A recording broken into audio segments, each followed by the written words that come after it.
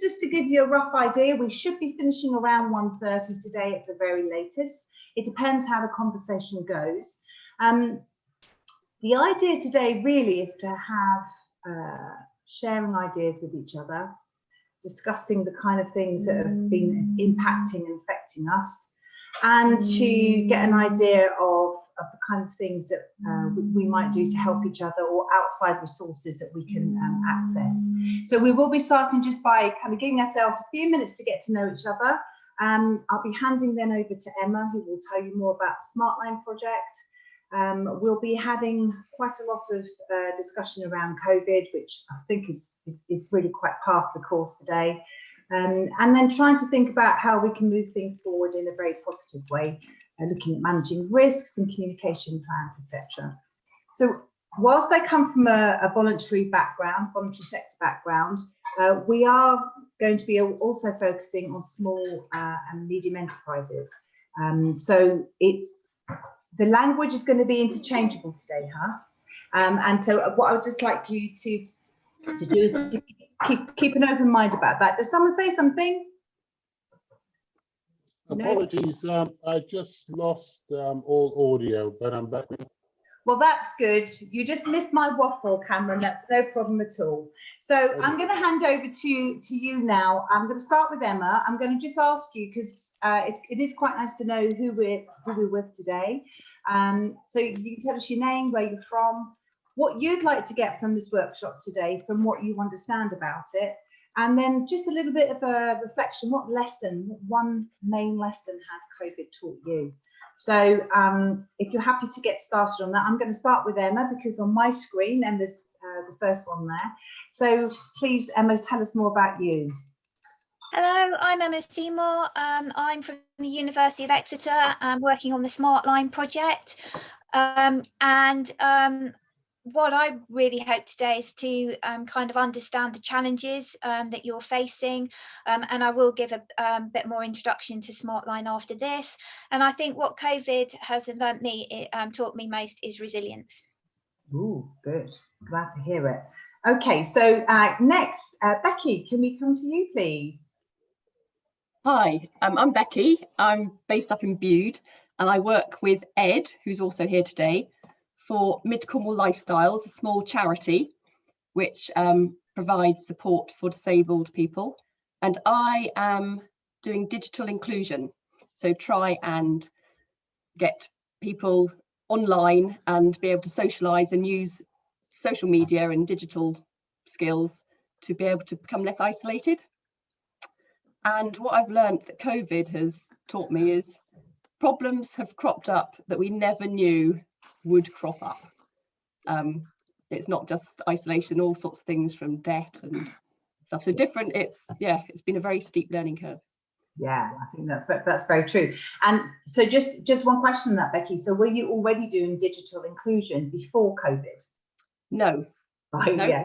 No, I got the phone call in April. Would you like to do this? And I said yes. So I was doing admin before, so it is a new role that has cropped up because of this, because we saw it was a huge need.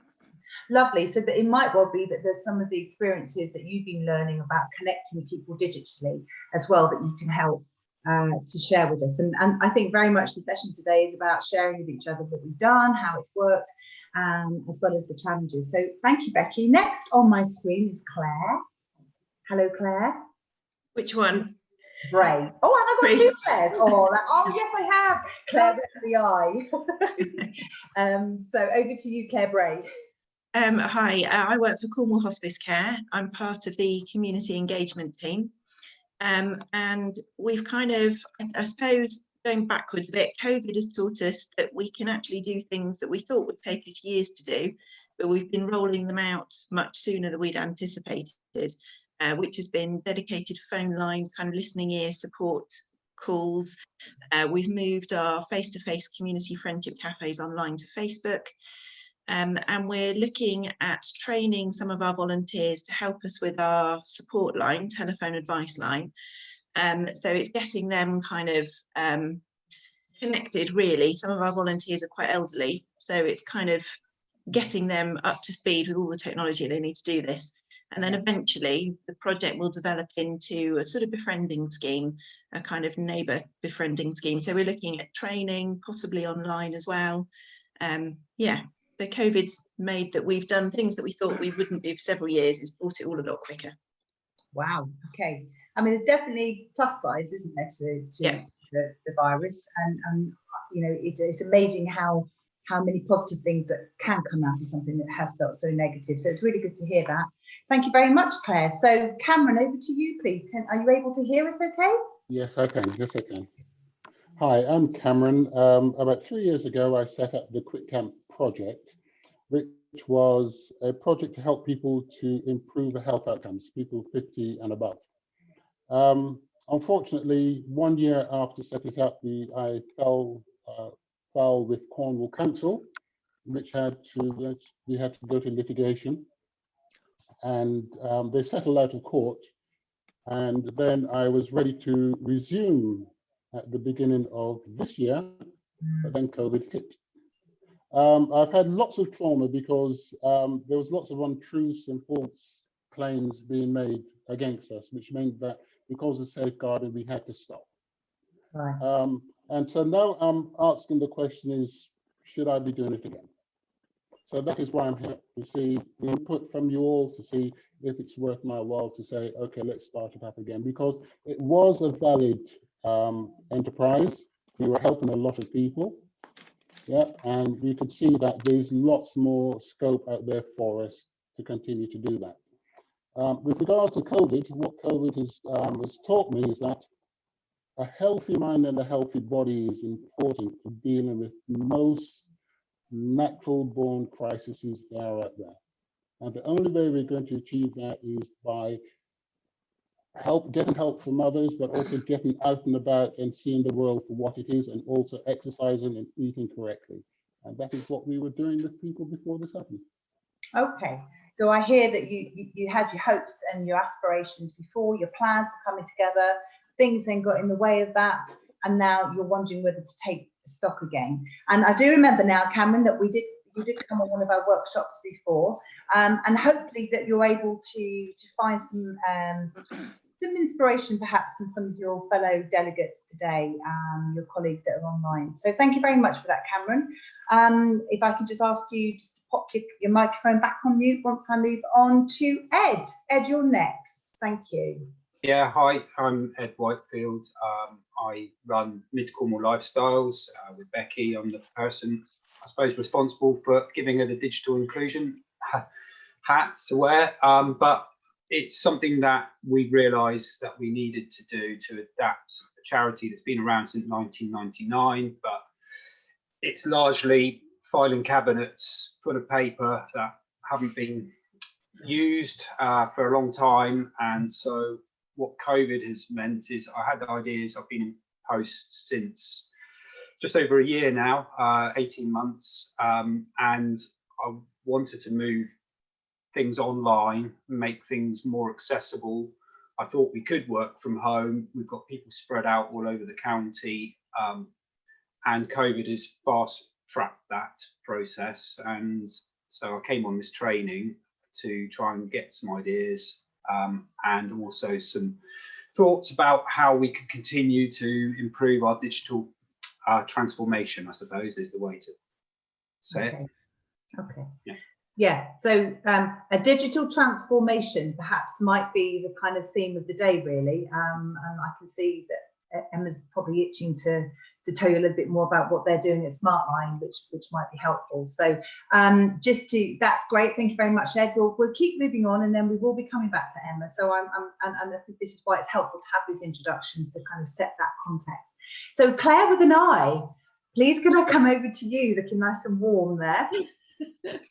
Yeah, it's just to keep my brain together, I think, at the moment. I'm just yeah, so I'm Claire. I'm in Falmouth. I'm a creative guidance practitioner, and I'm self-employed, but I work for a charity called Shallow.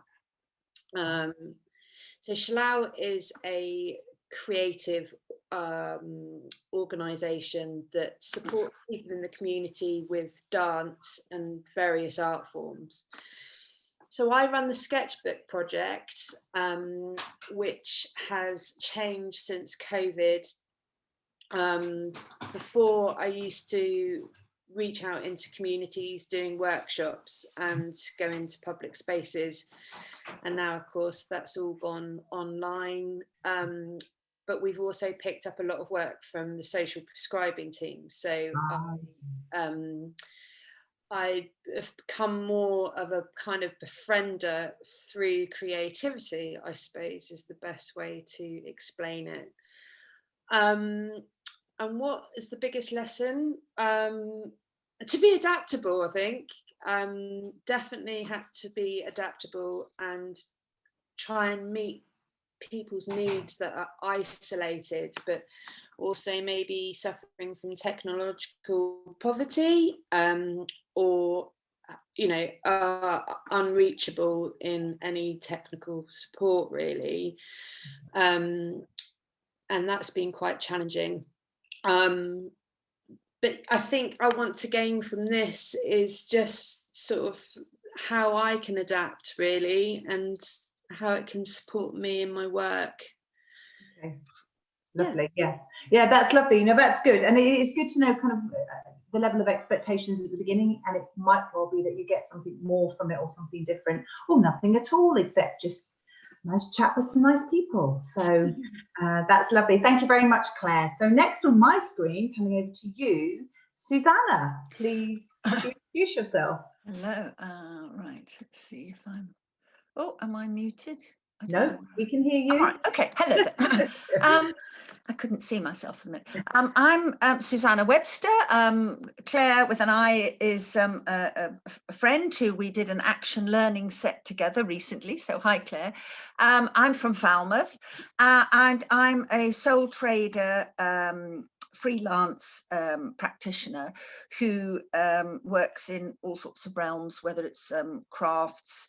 I'm a museum educator. I work for Tate St Ives, and I worked for the Royal Cornwall Museum for 15 years. So I've got quite a wide remit. The biggest lesson COVID has taught me was actually vulnerability, I guess. I have one daughter who's shielding, a son-in-law who's of Black and Asian minority ethnic. My daughter was pregnant at the time. It was in full flow. My nephew has Down syndrome, and so yes, vulnerability. It taught me to be wary of what life can throw at you. But it's also taught me that the project I was beginning to work on just slithered into becoming a digital offer quite seamlessly, weirdly. So I've been working, developing a project to take museums into care homes virtually. And so there are sort of serendipitous events, which you can't really call COVID serendipitous, but it helped me just slide into ways of making that connection of people who can't get to museums, wherever they are in the world, get the museum to them. So yes, that's what the COVID has taught me, really, is to go with the flow, and something very useful could come out of it, or go with the flow and it can kill you. Two lessons. Yes, okay, all right. And of course, that's there was a lot of positives in that, and certainly, as you say, it does open your eyes to things that maybe you just wouldn't have been aware of before. And vulnerability is indeed one of them. And in fact, anyone who's got any kind of business, any kind of even voluntary organisation, is very vulnerable in being able to look forward to the future. So hopefully we can keep that confidence going, if nothing else, just through conversation and supporting each other. So thank you, Susanna. Please, would you also put your microphone back onto mute? That's lovely. Brian, hello and welcome. And what a beautiful background. Is that a big Chris? Where is that? That's just a digital photograph, so it's not supposed to be anywhere. Oh, is it not? Oh, I thought No. you were in the North Pole or something. So I'm Brian Waterfield. I'm fairly new to Cornwall. I've taken up a post at Falmouth University of Head of Immersive Production. I come from a background within business. I've been in automotive for 20 odd years, but I've also been in digital for 14. What I hope to get from the workshop today, I won't be around for the whole of the workshop, but I'm here to basically tell you what we're doing, and then also help out for any questions in the digital world, because that's really my expertise. So just a quick one about what we're doing. We've got a big project at Falmouth University as our business unit. We're going to help out SMEs throughout the county with how to introduce immersive technology, digital technology. We are funded by EU, so everything we do is for free.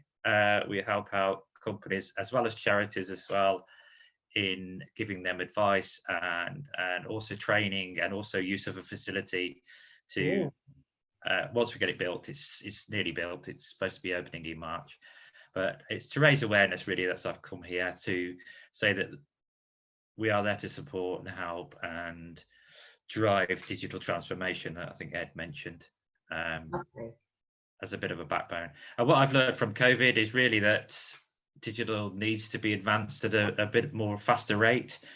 I think people need to understand it more, need to engage more, and not be too frightened of what it does, and maybe some of the risks that go with it. If it's done well and it's done together, then I think it's a real good platform to alleviate any of the problems that we've had over the last 12 months.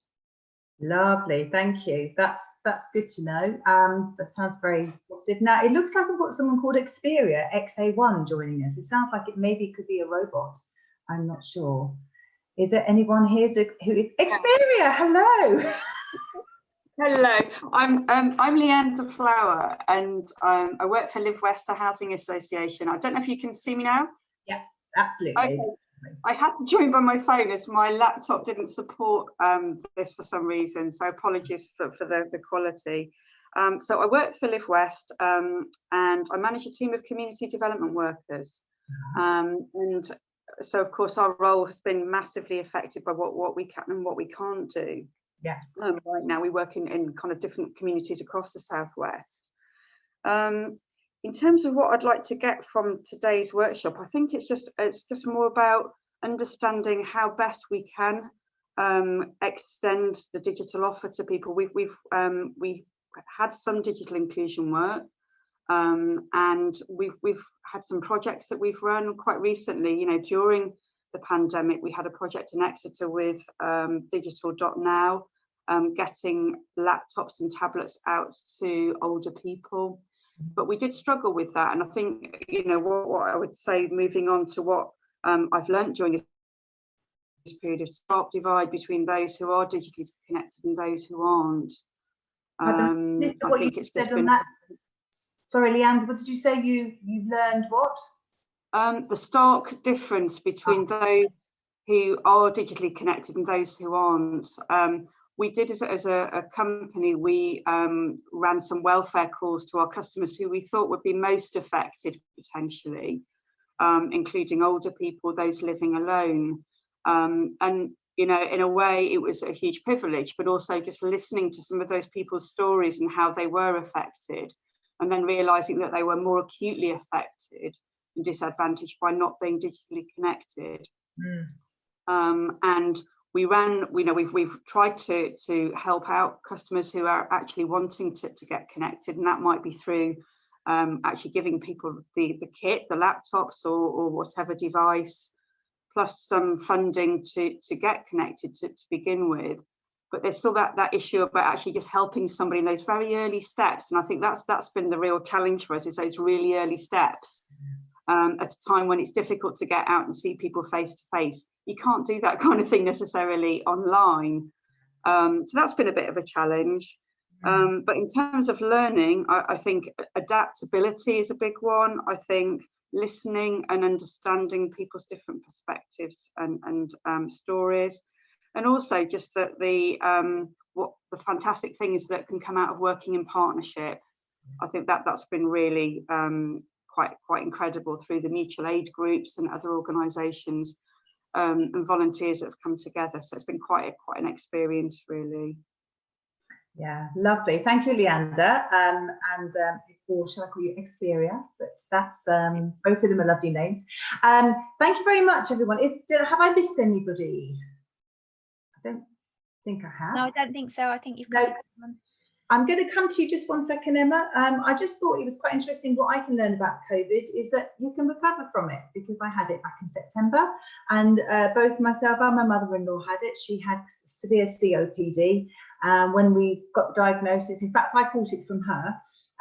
And then when we got diagnosis for her, we really were very worried. She'd shielded all the way through for about 16 weeks, 17 weeks, and then she caught it, and she's not only recovered, but she's actually now working quite hard to try and be fit, which made me think of Cameron and how, you know, really making an effort to look after herself a little bit more is lovely to see. Just so I feel that it's taught us a lot. It's brought us together. Other people, it's I think divided. So it's interesting. It seems to have lots of different opposites in it. So that's lovely. Thank you very much for that snapshot, Brian. I think obviously you're another digital expert that perhaps other people might want to be in touch with as well after this. For those of you who may have the chat box up, I strongly recommend, let me just do a very quick kind of whistle-stop tour with Emma's help around the screen. You may or may not know how to use this particular platform, but what I would encourage you to do today is to use the chat box, the chat facility. So if you can get that up, that would be great. And we can use that to kind of write ideas, write messages in. As you'll see already, Emma's put a link in for Smartline so that you can automatically go through to that after if you wish, or just copy it and paste it for later on. So the chat box is quite a good way of being able to capture ideas. And a lot of this session today is really about putting questions out there for us to have a discussion on. I do not claim to be an expert on digital anything. However, what I'm trying to do is to make sure that the experts amongst us might have an opportunity to share some ideas. I hear, for example, from Cameron, a question about which direction he might want to go in. I hear many of you are able to reflect upon experiences of challenges that you've overcome. So I think there's an awful lot that we can share with each other. I think we're hopefully going to have a very helpful session today. I want you to share your ideas. It's going to be interactive because that's just how I do all my sessions. And I promise to try not to make it death by PowerPoint, okay? If you have any questions, stick your hand up physically. I've got quite a good screen here. Or put your little hand up icon. Or just yell if you want to. Thank you. I can see, Brian, you've shared your details already in there, and absolutely put your contact details in there as you wish. So enough from me. I would like to hand over to Emma, first of all, just so that we can have a little whistle-stop tour through the Smartline project. So Emma, over to you. Well, thank you, Alison. Hello, everyone, and welcome to this workshop. I'm just briefly going to explain what Smartline is, and then I'll hand back over to Alison for the session. So Smartline is exploring how technology can improve well-being. We're working with individuals, communities and enterprises. We're a collaborative project led by the University of Exeter in partnership with Coastline Housing, Cornwall Council and Volunteer Cornwall and the South West Academic Health Science Network.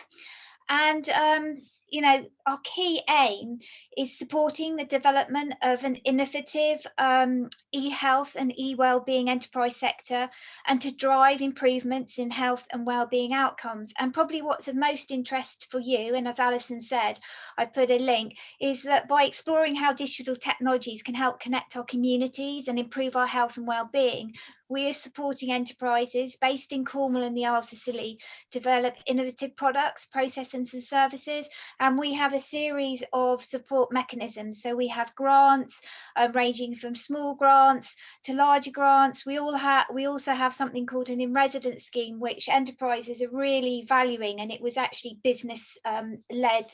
How we created it is that we know people have all these amazing ideas, but they don't have the time to take out of their daily lives to develop them.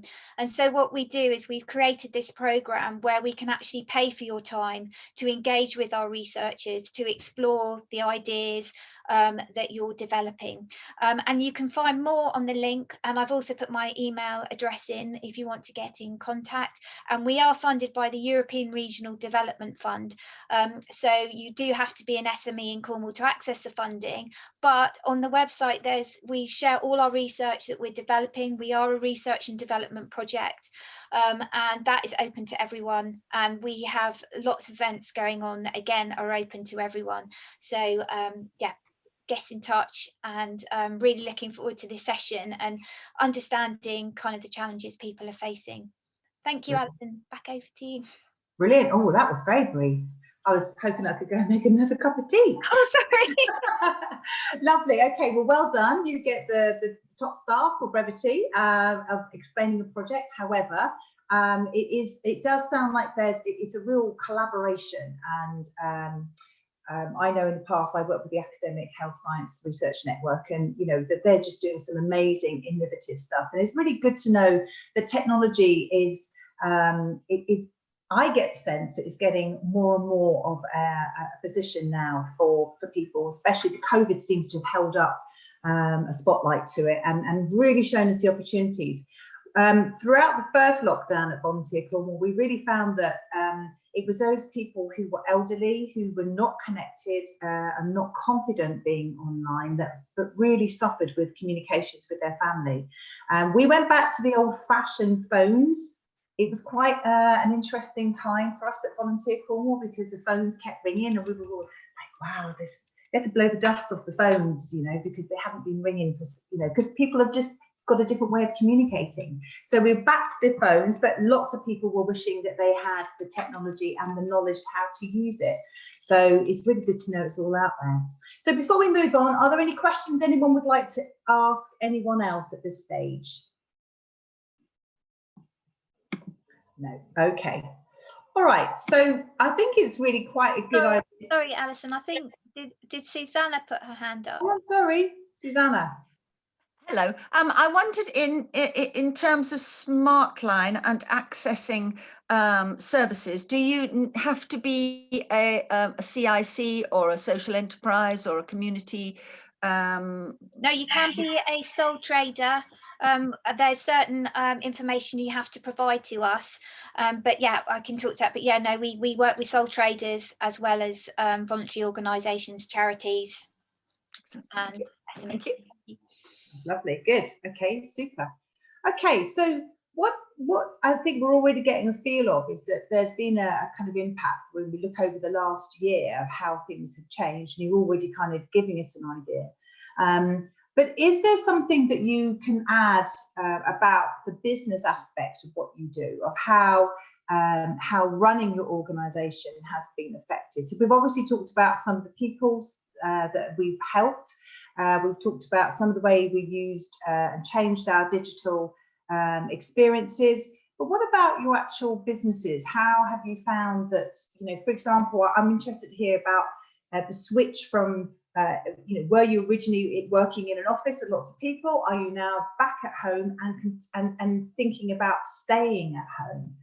Can you kind of talk me through what's been happening for your business in that sense? Who'd like to start? I mean, it's free for all. I'll go first if you like. Yeah, thanks. Yes, it was a plan, I suppose, that we could go and work from home or not need an office, and that's been proved by COVID. But it really is just me as the manager and Becky as admin assistant, and that is it. And then we have a team of support workers out and about in the community. So the issues are around accessibility of the information that we need to run the charity, protecting it, making sure it's secure online, but accessible. And I think, yeah, we're doing that, and it is possible to do it, but we've got a long way to go. So it's a learning curve. And yeah, I bet it is. I think that's quite familiar. I mean, also when I think about the business, I guess it's about understanding how maybe there's income that you've been able to access that you weren't able to access before, or money that you've lost that maybe you would have been able to keep. And I think on the financial side of things, of course, it seems to have been a switch. I certainly know at Volunteer Cornwall, some things suffered and other things benefited. So has that been your experience as well, Ed, that there's been a different kind of income? We've had to become flexible and adaptable. A lot of our work that we do with our disabled clients is social inclusion, befriending activities. So that element has obviously been impacted by COVID, but there has been an increase in need to try and help people connect and get emotional support. It's not the same as being there with someone, but we had to. So we're having to look at also training our staff and developing them, because a lot of them are used to working hands-on, in person. So there's a skills development need there, but it's also, I suppose, with our clients, there's a very wide range of disabilities. We work with anyone with any disability. So again, it's tailoring what we do, and being adaptable and flexible in how we do it. And some things just don't work with certain people with certain disabilities. From my perspective, it's we're no longer paying for an office space, so that's money that I'm saving. I had in my previous worked from home from time to time, but it's the challenges of being, I suppose, socially isolated. You're not getting out and about, you're not seeing people, so you're kind of running a charity from your front room.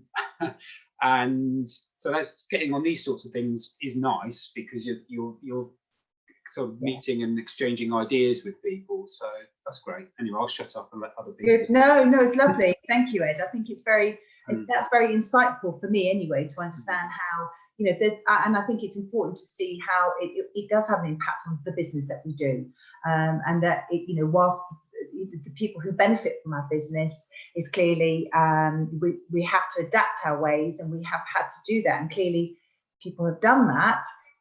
It's just understanding how that can impact on our daily work experience, if you like. I've heard a few times about the need to upskill, develop our skills, and recognise that training is needed. And it's we had obviously the first lockdown, and we could see the second lockdown coming. And I wonder now, as we come out of this, whether people are thinking, oh gosh, we're going to go back into a third lockdown. We have to do everything we need to do quickly. I don't know. I'm interested to hear what people's views are on where we think we're heading now, coming from this second lockdown. What's the kind of general feel? Certainly as far as your business and your organisations are concerned. Any thoughts on that? Can I just a point from, obviously we're quite a big charity, so from a wider charity perspective, not being able to do our large fundraising events and our shops being shut for long periods of time has really impacted on the income for us, which is obviously big. So going into, and this kind of whole, do we know when we're going to be not wearing masks? Do we know when we can hold big events again? That's fairly crucial for us in terms of our survival and our ongoing work. And just from a hospice perspective, from an in-bed perspective, obviously at the minute, patients are allowed a couple of family members in, but that is it. They can choose two visitors, and that's the two visitors for the whole duration they're in there. Whereas before we were very very open, you know, both hospices very open. You could have however many people you wanted. So that's impacted from a patient perspective. And for me and Lolly, my colleague, from a community engagement perspective, we spent our lives out seeing people, whether that be community, out in the community doing our events, or whether it be professionals. So we've moved all that either online or by phone for our listening ears. And in some respects, it has been good because we're both working from home. And in September, we held our first webinar, which was kind of for professionals. And we had a community focus on our September one. And that went really well. So in February, we're going to do another one, which will be looking at palliative and end-of-life care in Cornwall and drawing professionals from that kind of side of things. So it's made us, Lolly and I, our community team, it's made us work very differently. But yeah, there's lots of question marks for the future in terms of the charity as a whole and the work we do and how we receive our funding. And yeah. Lovely. No, thank you for that. And for me, I kind of wrote down the word planning, you know, and that's the kind of main thing it's going to be impacting on, because, you know, I'm not sure what's around the corner. I've kind of lost, I feel like I've lost a bit of sight, because like maybe many of you, I'm working in a kind of isolated way, and you don't have that a daily chat, and it does become, you know, it's only with your partners at home that you're living with that sometimes it's quite nice to hear what other people are thinking about it from a kind of voluntary and a community-based perspective. Claire, with an I, did I see you have your hand up there? Yeah, I was going to say, I think planning has been the biggest thing, and it's been really hard because it's been like, right, you can meet up in the group of 6, so you plan all around that, and then within a second it's like, no, you can't do that. And if you're vulnerable, I mean, our great British government, you know, it's been not completely clear all the time, so it's having to be really cautious all the time.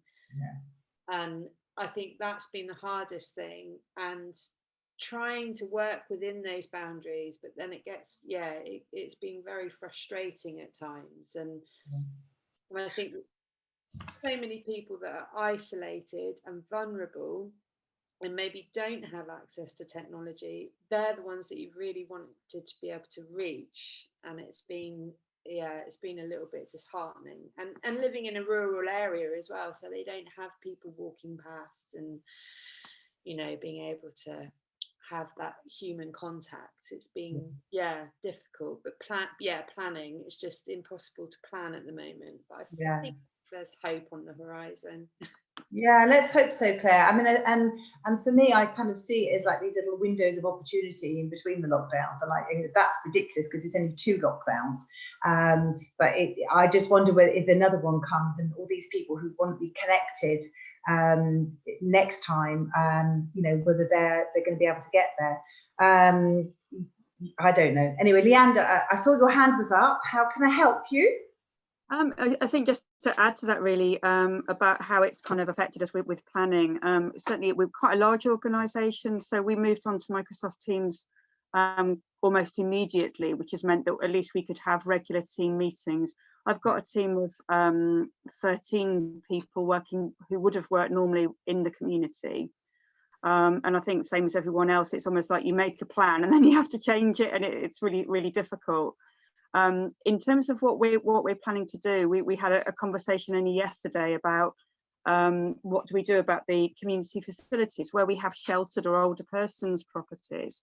A number of those will have community rooms and social spaces, which we've had to keep closed because we weren't able to put in, we just wouldn't have been able to manage the cleaning regime that would have been required, or the oversight to make sure that people were safe. And we've had to keep resident safety as a priority.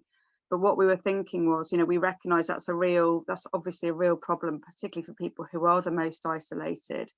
And we're trying to look at how we can actually, almost like location by location, work out how we can do more to try and encourage people online. So that's a definite kind of change in our strategy. We know that we need to do more. That's for sure. I think all of those isolated, vulnerable people. There's things that we're trying to do around the edges to try and help with more regular phone contact and stuff. But we think that's something that, you know, even if, you know, with the vaccine and everything else, it's something that we really need to do more about and be much more proactive with. We don't have all of those solutions yet, but that's certainly what we would like to do. Yes, okay. So I think actually that's, you know, obviously a problem that we're all familiar with, and you know, feel very sad that, you know, we are in that situation because we just don't know, and there's still lots of people not connected yet. So we've got a way to go, and I think that is that will happen. Susanna, you asked me about stop screen sharing. What I'm going to do is I'll have a little practice in the break, okay? Because what I'm really good at doing is hitting the wrong button and everyone goes. So I'll have a little practice later where we have a little coffee break in a few minutes, okay? Thank you. It's just, yeah, you're all so little and I'd like to see your lovely faces big. So I think the way that you can I do that? Cameron went right up to the camera then. There is a way that you can put more of a gallery view on Zoom. Oh, right. Are you on a laptop? Yes. So, oh gosh, can anyone help me out here? Because I'm sounding like you know what I'm doing. If you put your cursor, if you're on a laptop and you put your cursor to the left hand, it should you've either got something at the top that says view options, or if you're on an iPad or something, if you go to the left, it will say gallery view. Yes. I've got you, but you're still little. And I like seeing big faces, so that was all. Alison, I just wanted to say, which might what people are saying with Leander and stuff, we're actually working with Cornwall Council, and we're doing a piece of research around digital buddies, because we've really realised all these people who are in rural isolation. So if anyone's interested in that, we're doing the project now because Smartline has our partner Coastline Housing, we've got over 200 participants. So we have this cohort, and trying to understand how do you get people who might not have those digital skills, you know, what is it that, how we can engage them, and can we actually get people who are more competent to support them. So we're kind of doing research in there to understand what could be the hooks, you know, could it be like being on WhatsApp so they can engage with their family, but what would you need to enable that to happen? So what is the digital technology that's important to them, and how can we stop these people being isolated? So so that is a big project going on at the moment. I'm sure that even in like 10 years time this won't be a problem, just because we're all kind of getting more and more confident with our digital technology as we get older, but it is, we still have that gap, don't we, with our older you know, community. So okay, all right, well look, sorry, yes, Emma? I was just saying literacy issues are as well, is people being able, you know, I think that's something we need to think about as well. Yeah, lovely. Yeah, no, that's very true. Yes, Ed. Yeah, just wanted to ask Emma a bit about that. I think one of the things that I'd like to get out of this is some of the, I suppose the things that encourage those people who don't necessarily see the value or why it's improving their digital skills could help them. I think that's one of the things that we're finding, is that there are some people who want to do it, and that's great, and you can work with them and find ways to do it. But it's encouraging those people who've never done it and don't recognise the benefits that they could, you know, get from improving their digital skills. So there's some findings you've got, or some tips and techniques to try and sell is not the right word, but encourage people to see things differently, I suppose, would be great. So that's, and we're definitely, so that's the research we're doing at the moment. So that's exactly what we're trying to do. We're trying to understand kind of what are those barriers, and what is it, what level do we need to go into to kind of, and how do we need to do that? So yeah, so no, yeah. Perfect. And I can see that Brian has already you know, put his comments in the chat box there, saying about that there's going to be a good opportunity to connect there. And certainly it sounds like the work that Brian's doing is going to have some synergy, I'm sure. So that's great. So thank you for that feedback and that reflection. We know there's obviously been some positives. We know we have to change the way that we work. And I just wanted to share a little bit of data that I found, found, and it is from a survey that was given from small and medium enterprises. So I just thought it might be interesting that those that are the smallest are being disproportionately concerned about their turnover as they go through COVID. And just these stats here, if you're able to see them, I'm not sure if everyone can. Leander, you may not be able to on your phone screen.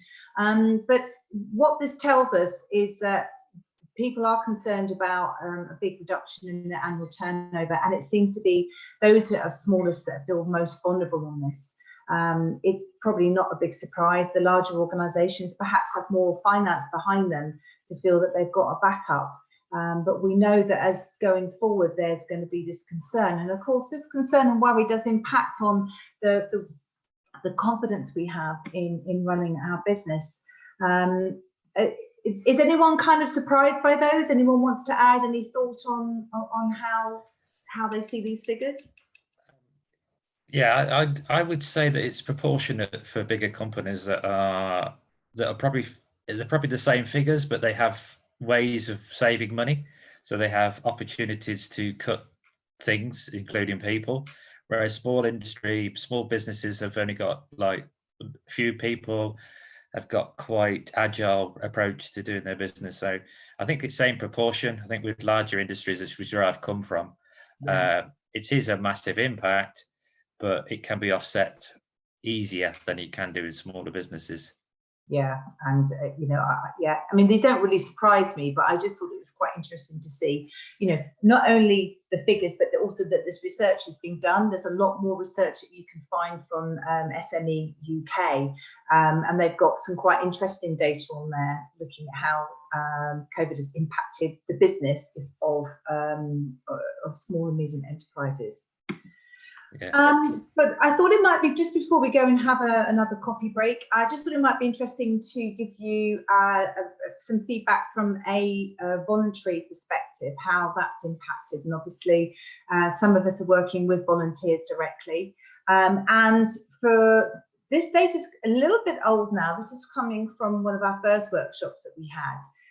But it does give you an idea from the Cornwall Voluntary Sector Forum of those people who responded, that you can see that there was already a move online back then. And I wonder now, if they were to redo that, whether there'll be a change in that figure. I imagine that might be a little bit higher now. 25% of people were still reporting that their services were running normally, but as you can see, the impact was huge on those people who said it's had to be adjusted, and obviously it wasn't all in a positive way. So I'm surprised that that's not a higher figure, but as I say, this was a few months, quite a few months ago now, so interesting to see if that's changed. Certainly from Claire Bray's perspective, working through very much in a voluntary perspective. Does this kind of echo what you would say for you? I mean, what percentage now would you say of your business has moved to online? As low as 8? Yeah, I mean, really, so everything that we did has changed because all of it was face to face. Yeah. So that's completely stopped. We have moved online to a degree as much as we can. It's very difficult to move kind of face to face support.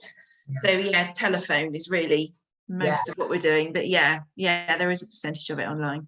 Yeah. Okay, and certainly I'd say from Volunteer Cornwall's perspective, that's pretty much, we had to change completely what we did. Okay, so we know that's kind of where we are. I'm going to suggest that we just have a 10-minute break. Please don't disconnect, just put your cameras on. Susanna, where are you based? Falmouth, I read your lips. Falmouth? I can't hear you. You need to unmute.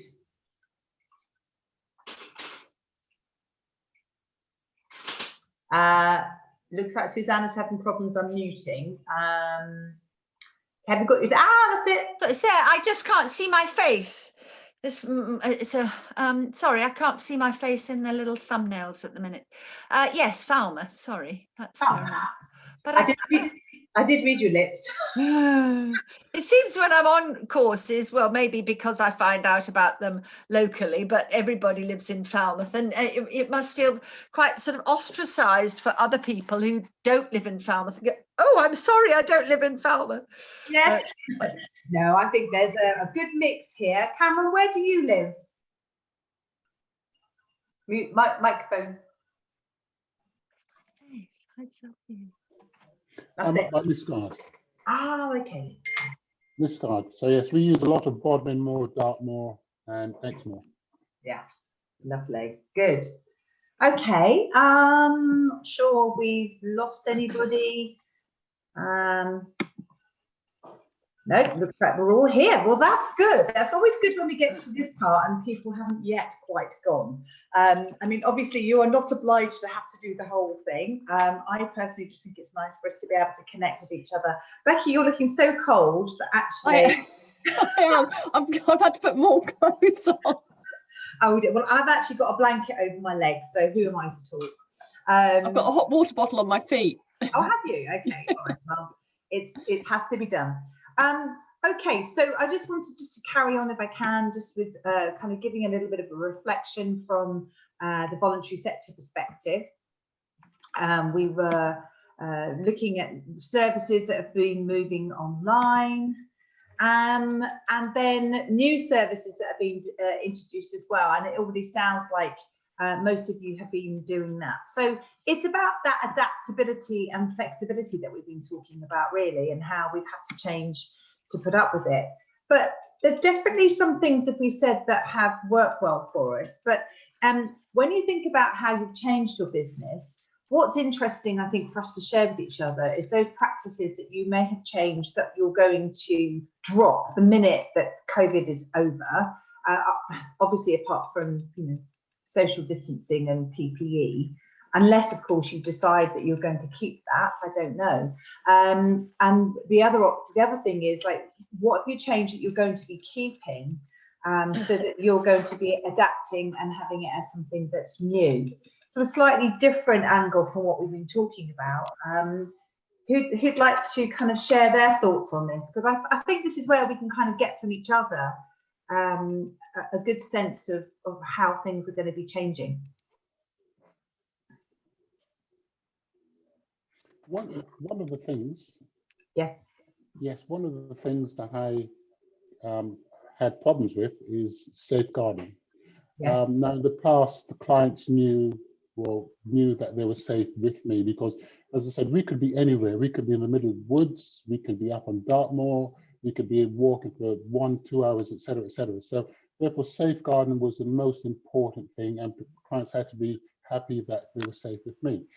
What I found is that I'm now not happy, or that I'm safe with some of the clients. And so therefore I was just speaking to, so I need to introduce some sort of software which will actually record, so that the client has access to it. They can record the whole interactions with me. Online, you mean? Online interaction? Not online or on their phones, etc. And then delete it afterwards. That is for safeguarding for both of us. So that is something I'm now having to look at, introducing if we do start up again. Ah, okay. So, and do you have a safeguarding policy in place? Yes, we had a safeguarding policy, but that has all changed because one of the problems that we had is that sometimes clients will say things which is not correct, which is not true. And all it takes is for a malicious person to then escalate that. Then that's what caused us problems in the first place. Yeah. So for us, when we're with clients, clients reveal lots and lots of things about their personal lives, which is what it's all about. Yes, and we made sure that that was safeguarded. We didn't tell anyone about it, all that sort of stuff. But now we've reached a point where we now have to start recording, just to safeguard ourselves. Okay, so what I'm hearing you saying is that it's about you know, how you put measures in place that are going to be able to help protect not only the people, your clients, but yourself. Also, myself and also, yes. Yeah. Right. Okay. I mean, it sounds like obviously there's been some litigation that's gone on, and we won't get involved with that. You know, that's obviously quite rightly to be dealt with by other people. But does anyone have any thoughts on what might be done? Because I mean, obviously safeguarding has had to be changed as well. To a degree, some organisations have had to review their safeguarding policies because of the way that they're changing what they're doing. Is there anyone else can share some thoughts on this? Yeah, I've been having a chat with Cameron about what software to use, and I know there are softwares available that can record and compress and also can be deleted afterwards, and they can be available on phones, and there are commercial based ones that work as apps on phones, but they have a tendency to not have a very strict data policy on that. If a word of advice maybe for Cameron and for anybody looking into this area is to seek help from the police, because they've gone into a major recording program of all their activities, and they have to file and do a lot of data protection, and also have to delete and act as some of their evidence. So I would recommend talking to your local police authority and see how they're dealing with that particular thing, because that also leads to safeguarding as well, because they have to go out and deal with people that are maybe not too well, and the data is always recorded for their own safety and their own practices. So they would probably be a good source to get some experience from. Ah, okay, thank you. Some good advice there. Cameron? Yes, thank you for that. Lovely, good.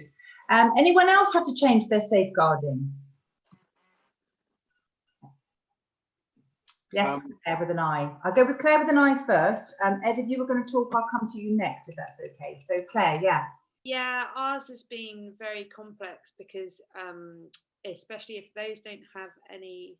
So originally we would give them a piece of paper to say, when you sign up for the project, you agree that your pictures and your work of art will be put on social media. And that's been really difficult because I've been giving out the sketchbooks and the paperwork, but I'm not getting the paperwork back. And it's great for people that have got a phone or an iPad that can take a photo of it and email it back. But for those that don't know how to do that, it's been a real sticking point. And then it becomes a little bit of a headache, because then I'm kind of lost in this sort of who's given me permission and who hasn't. And also things like confidentiality agreements. So people are disclosing more to me as well. So it's making sure that there's boundaries, I suppose, and there's an agreement that if there's something you disclose to me that I feel that I have to tell someone, I'm going to tell someone. So it opens up a whole different world, and I think it's almost like we're playing catch up a little bit, because all these things are coming about so quickly. And then it's like having to backtrack and go, right, okay, let's make sure that the risk assessments are in place, the confidentiality agreement. It's just like, it is necessarily burdensome. However, I think it also risks being so such a burden that it does put some people off. And that's why I know that we've had to review our safeguarding measures. Just out of interest, before I move on to Ed, Claire, have you had safeguarding training? I have had in the past, right? In my last role, and we are having it again in January. Okay, all right. And I mean, just to highlight as well, that is one of the things that, I mean, I know there's loads of people that can provide it, but Volunteer Cornwall do provide safeguarding training as well if you need it, especially for those who are working with vulnerable people and volunteers. So I'm just highlighting that because some people may not know. Ed, what's your experience? What's your thoughts? Well, it's really about trying to do some of the things that we would have done in person and getting signatures on pieces of paper, but doing that remotely.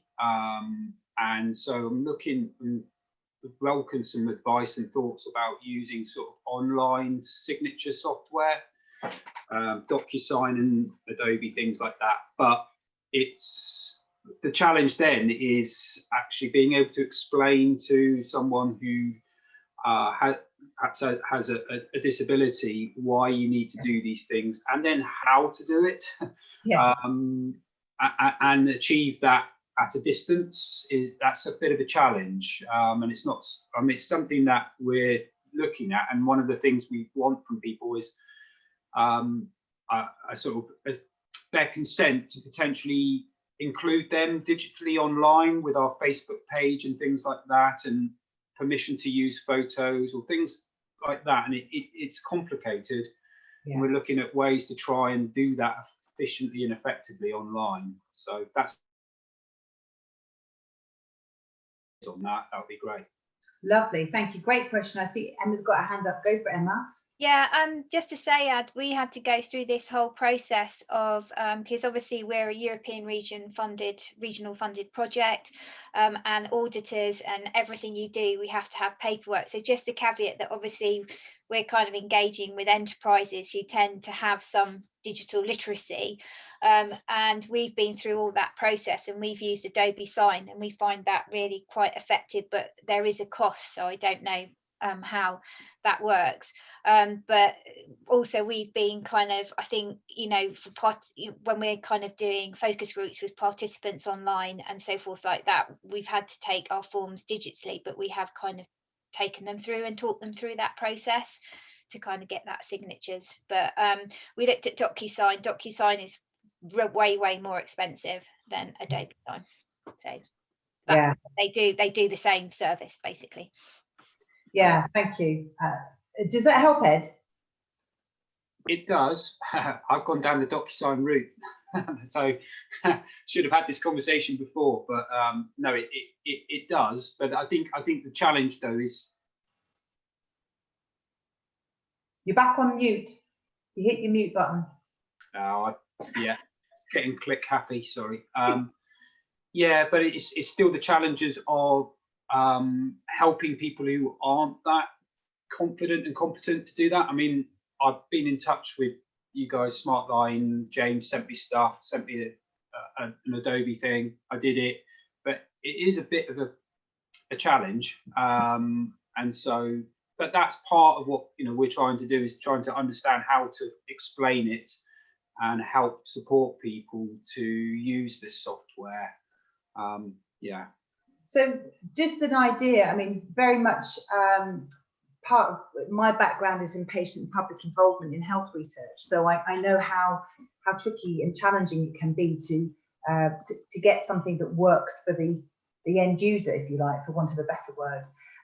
And we always had a kind of philosophy of working with service users or patients or whatever that were affected to work collaboratively with them. So I don't know, Ed, whether you have specifically engaged with your own user group to see, no matter what level of ability they have, as to what kind of things that they might need that might help them, and what would work for them. It's just that sometimes it's just worth making sure that we don't throw the baby out with the bathwater, that there actually could be a solution that they're coming up with, even if it's their carers, if they're not able to talk, for example, or communicate well.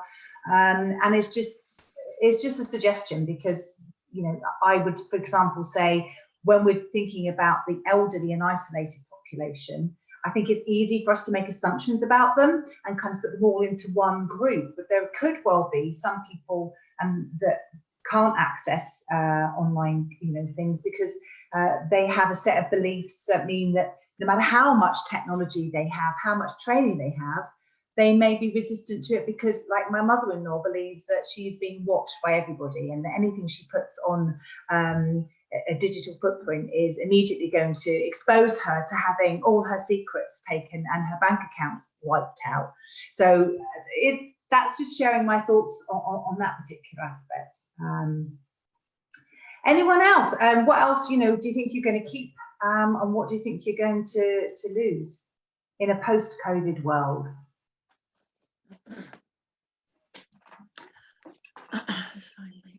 Susanna, you go. Oh, sorry, I'm just trying to.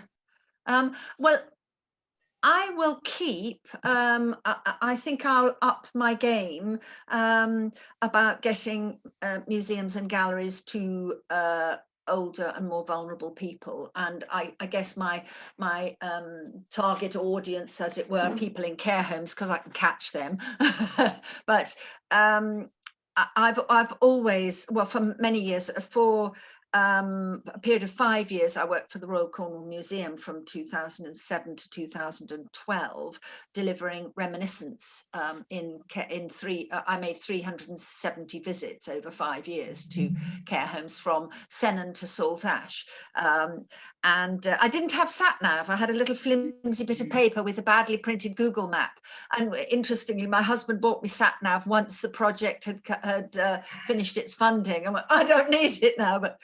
So driving along lanes with a piece of paper flapping.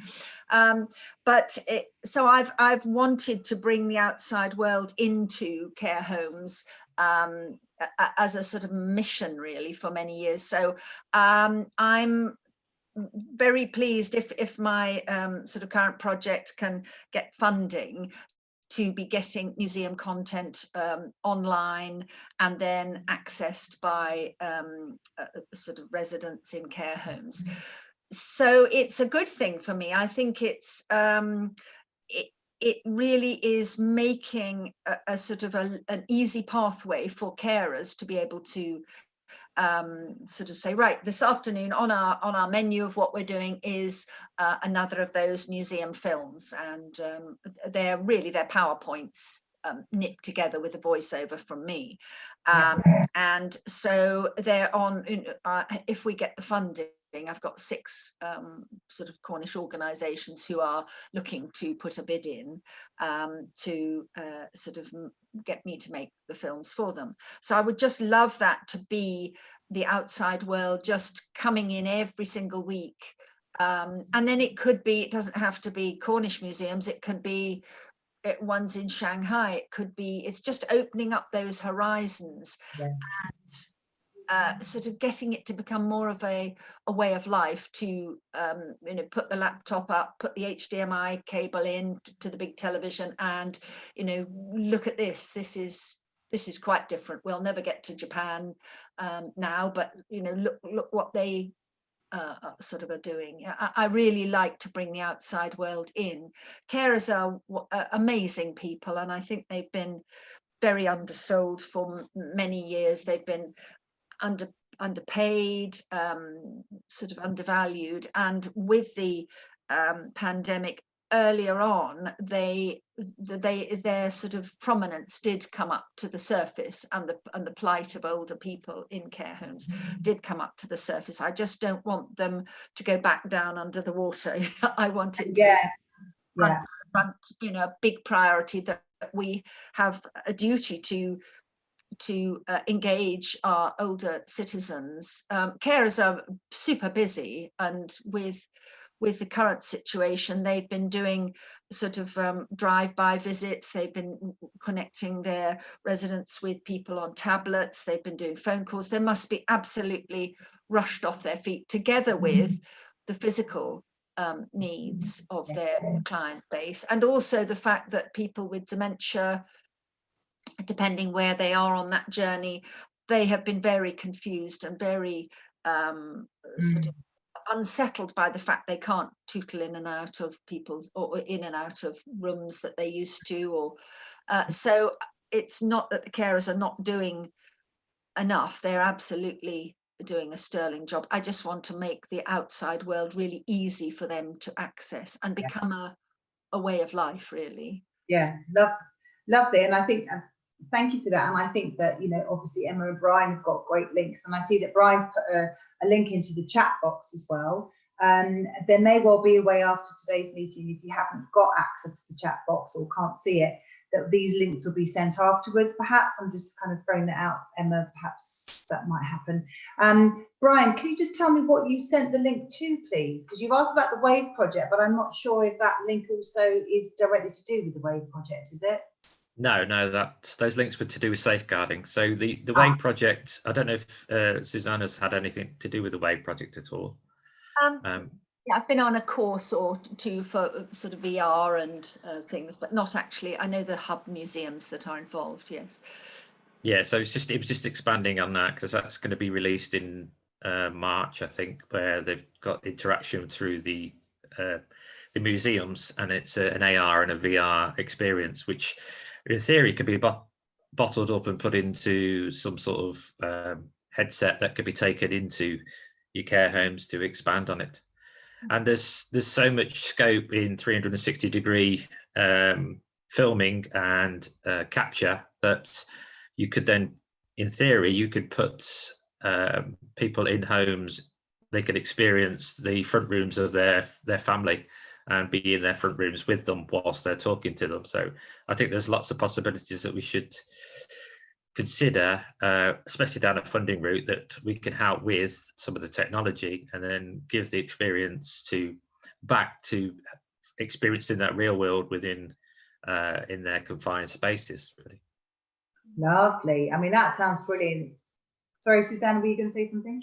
Yes, I was going to say it's absolutely a brilliant concept. The only reservations I have is you have to pick your clients very carefully, because that level of confusion that might be inside somebody's head could be not there until you put something confusing in. And so sort of putting somebody in another reality, quite a tricky thing. And I have done a little bit with a Google Cardboard with Cornwall Museum's partnership, and we were just looking whether we'd make something sort of virtual and whistling around, and we realized that you have to make the screen move very slowly, otherwise it can be a bit sicky. And so I think it would be amazing. I did want to do something with walking along the hills, the cliffs, and my daughter said, no, don't do mother, you know, and showing them the sort of the coastline and things like this, and then having that into the care home. And my daughter said, no, that'd be boring, mother, and anyway you'll walk off the cliff. So it's sort of, because you have to be quite careful when you're filming, you have to have a minder in front of you because you're concentrated on the screen. But it is a wonderful, because a lot of people will never go outdoors again, and you know, so yeah. With 360-degree filming, probably on the cliffside, you wouldn't have to worry about where you are. You just you hold it above your head, and then you just wander off, and then the film is taken in, and then it's just they can experience it. So I think it's probably because you've not had some really good experiences, because you could cater for different levels of immersion. So brilliant. Oh, I'll immerse away. Go on. Emma, yes, I can see she's itching to go. Yes. Sorry, just to let you know, Susanna, I'm part of the Smartline project, but I'm also in the European Centre of Environment and Human Health, which is based in the Knowledge Spa. Blue Health is another project we've been involved in, and they've done about virtual reality and immersive, and they've done a project around care homes and the impact it has, and especially with people with dementia. So I'll put the link in the chat. You might want to have a go look. There's a video on that, but they were looking at whether they, you know, for those people who can no longer get outside, how can they bring nature to them, and what are the health and well-being benefits to them. Yes. Fantastic, thank you. Brilliant. Great. I mean, I'm hearing the possibility there for Susanna. Susanna, you're right to put your microphone back on mute, please. That's lovely. Thank you. I'm hearing the possibility for Susanna, but I'm also thinking, you know, how that might reach out to Becky and the Claires as well. You know, that if we have to change, you know, are these kind of changes in technology the options that we have? And I was looking at Claire Bray, actually thinking, I wonder what Claire's thinking about this from the Cornwall hospice care perspective. Do you think that this kind of immersive type of technology might be something that you might look at? Yeah, possibly, because obviously the people that we see or used to see face to face out in the community are very vulnerable, either through illness or bereavement and just general fear and anxiety. So yeah, quite possibly. And of course, for our inpatients who get discharged home again, there's that whole vulnerability around being outside and going out, which I think a lot of people are going to experience. Yeah. It's interesting, isn't it? I mean, I think that it does it makes me feel that there's a lot more possibility out there. The stuff I'm sure that is everyday bread and butter to Emma and Brian in your kind of world of technology and knowing what's out there and how it can help.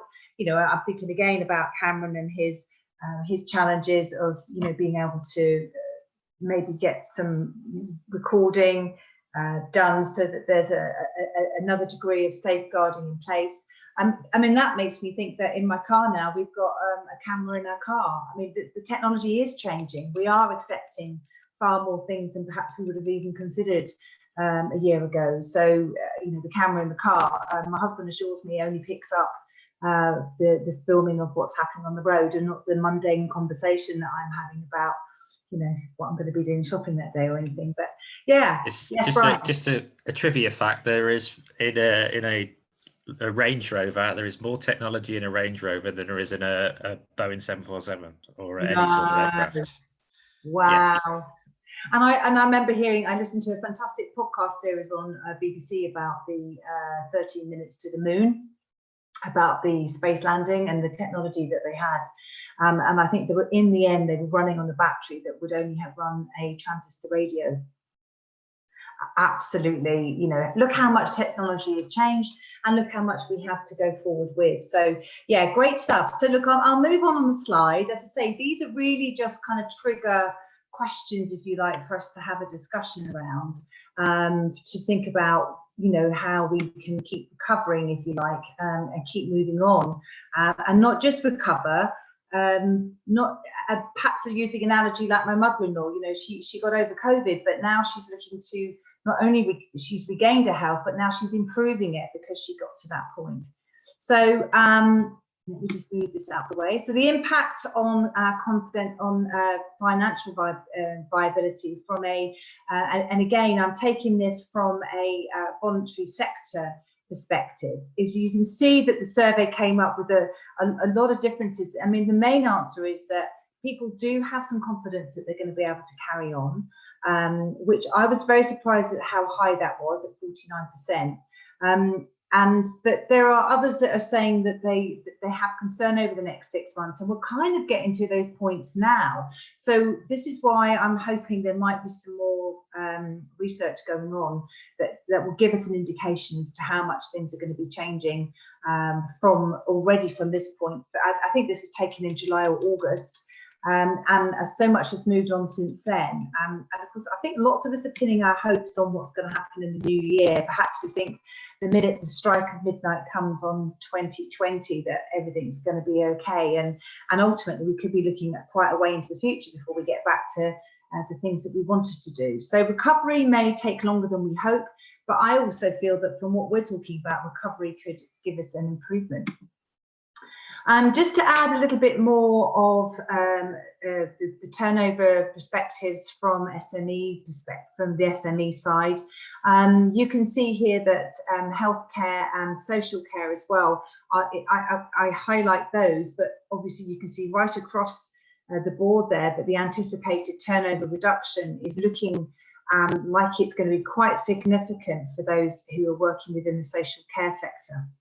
I'm sure, again, not a big shock, but I don't know whether anyone's got anything they want to add on to that, any comments or thoughts, because obviously we need to think about how we are funded to carry on and how we're going to continue. I certainly hear from the Cornwall Hospice Care perspective that, you're doing okay at the moment, but how are things going to be if this carries on for much longer? You can adapt only to a certain point before you have to start saying, well, okay, where do we start to have to shrink? So Emma, you shared a link there. Could you just tell us what that is, please? Yeah, so just talking about Susanna and virtual reality. So the Blue Health Project, I would say, go to research because they've been looking at the importance of green and blue spaces on people's health and well-being. And this was a particular one where what they're saying is watching nature on TV can boost well-being, but then they were looking at how augmented reality, virtual reality can be used. And there is evidence to show it does have a benefit. But obviously they they've done research looking at different people with dementia and what you need to take into consideration, because obviously dementia patients, in terms of obviously in virtual reality, you know, if they're suffering from dizziness and stuff like that, you have to be, you know, quite kind of careful when it's implemented and stuff. So this is just the start of research, but I thought it might be of interesting. And with that link, you can then see, you know, just click on the main about Blue Health and you'll see all the research and the different things they're doing, and a project they did in and kind of Plymouth about bringing outdoor spaces back to life and the impact that had. So unused spaces. So yeah, it's quite nice because there's lots of videos and news articles and stuff. So it just makes it a lot easier to kind of get the information. Brilliant. Thank you. That's brilliant. Absolutely brilliant. Lovely. Thank you. Good, good. So any other thoughts, any other comments at this stage from anyone else? Is this triggering any thoughts, any ideas, any suggestions? Or is Becky just hoping that her heating is going to kick in any minute now? I'll be so lucky. Now, one thing I was thinking, I don't know if it's sort of relevant, but my funding has arisen just over the COVID period to help our clients and our staff have better digital provision and become more socially included. But that finishes, because when they decide, you know, we're all okay. And I think it's one of those things that actually we need to embed it. Yes. And it is so important, and actually it's vital and invaluable, particularly in Cornwall, particularly for our clients. We've discovered a lot of our staff have actually quite poor literacy, computer literacy skills, and they need training. So we've opened up the can and found out there's so much work to be done, but then in June they say it's okay, it's all, you've done it now. And so I think, yeah, that's what I'd like to continue the work and for, you know. So what do you think you need to be able to continue it? Money to pay my job, I suppose. Okay. And yeah, I mean, lots of money's obviously been put in through COVID to try and help people become less isolated and things. But I think it goes beyond COVID. It's just opened up an area which we've realised there's a huge need for.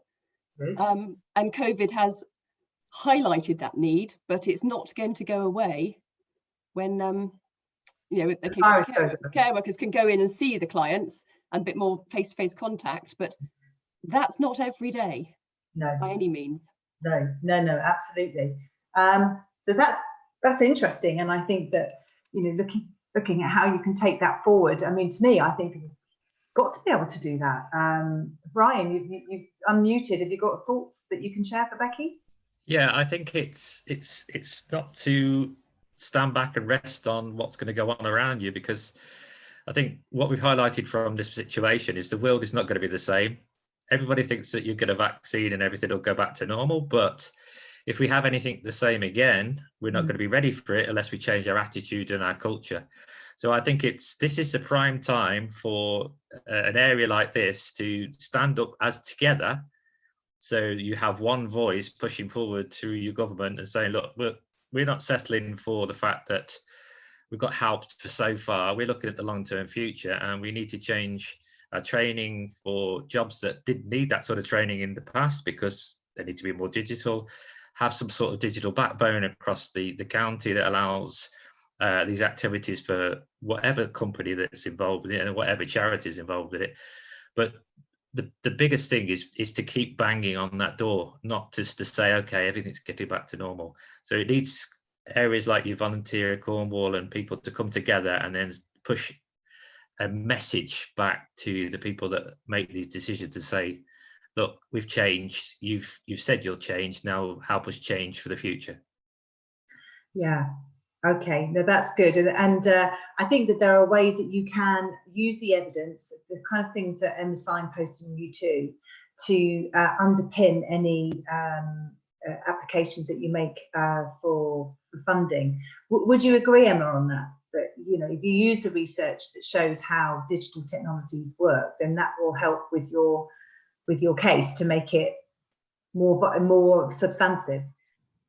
Yeah, totally. I mean, I think with Smartline, because we launched the project in 2017, and we were very successful, got another extension, so another 3 years. But what was quite interesting is when we first started, we recruited 300 participants, and we gave each of them a tablet, because we thought, give them a tablet, Wi-Fi enabled, because that meant they didn't have to subscription, and that would solve, you know, the issue amongst a very vulnerable group, their social housing tenants. And that was why this has led to the research, because actually about 100 of them took up the tablets. And what you realise is actually it's not just accessing technology, but actually how you use that technology. And so we were looking at this project, I was saying, the digital buddies and stuff, and then COVID came along and it put the spotlight on the fact that you have a huge proportion of the population that are digitally excluded, whether it's because of their level of competency, but it's not just access to that technology, it is the training. So one of the big things we did in the start of the project was we did a whole training program, and that obviously enabled people, and but when we're saying this face to face, we were doing like craft workshops to engage with participants. And I was chatting, and it was on a Christmas one we'd done, and I was making some craft thing, talking to this lady. She said, oh, I've just put it in the drawer, it only comes out when my grandchildren come. And I said, oh, why is that? And she goes, oh, I couldn't admit that I just couldn't admit that I couldn't use it. And then I said, oh, no, we can help you. And so I got our IT guy over, and he chatted to her, and he said, oh, well, I'll arrange, to come over. And, that was a real, because then, the next time I met up with her, she said, oh, it was so lovely, him taking me through it. She said, I'm now doing my shopping online, through that connection and stuff. And I think that's one thing, with this, everyone's saying, oh, forget that kind of face-to-face, understanding what are the barriers. And people, we thought it was, not having access to technology, not having Wi-Fi in your home, but it's so much more of that. And I think COVID has brought a spotlight on it, but there's so much of the government putting everything into online, that what we really need to do is we need to change policy, and we need to collectively come together to say, actually, there needs to be a programme, there needs to be a legacy from this of how we can reach out to those people. And that this is what this project, we started with focus groups. We're having to do it on the telephone, so we are engaging with our participants and that's really understanding why people aren't engaging, what is it that's stopping them use.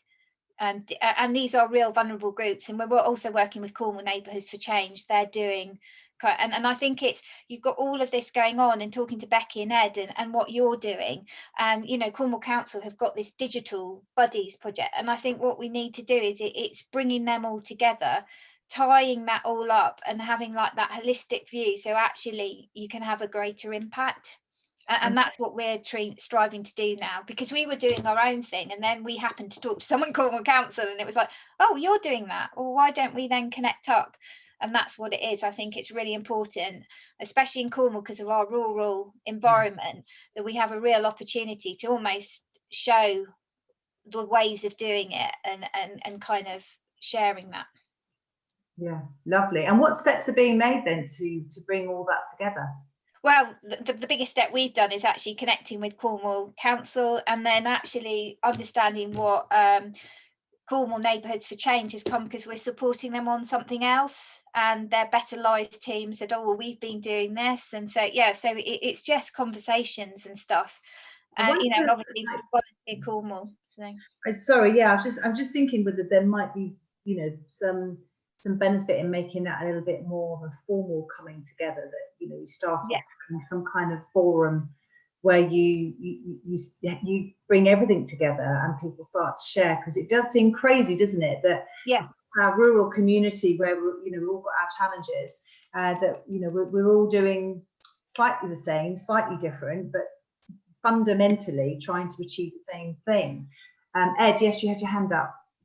Yeah, just on that, there is some work being done through the Voluntary Sector Forum with these called Thematic Alliances, bringing together groups, organisations on a number of different topics and themes. So social care and lots of different sectors.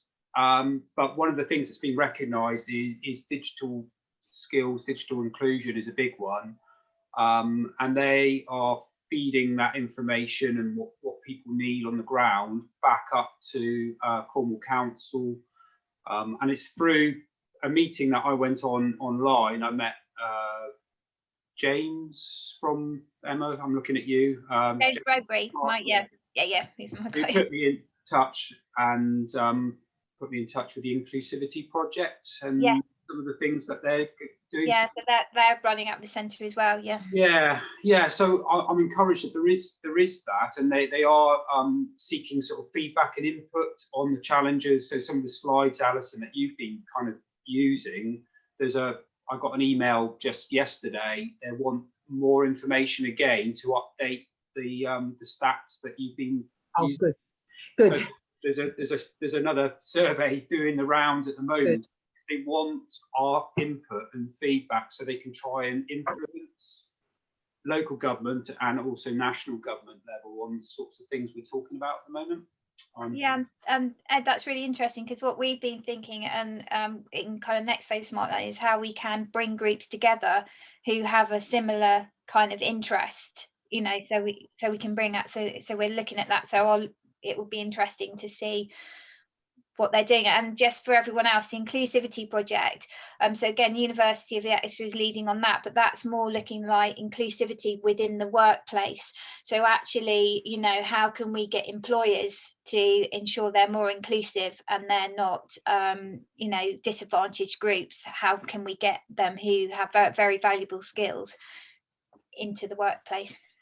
So just a quick point on the project that we're running for the immersive business is to create that community as well, just to create that network of primarily immersive community, but also it's my mission, which I've had a personal mission for a long time with my previous role, is to bring a digital forum, a network that actually starts to dictate what everybody wants. And because there's too many people doing it in different strands, and it needs to have a commonality, it needs to be standardized, and it needs to be something that's easy.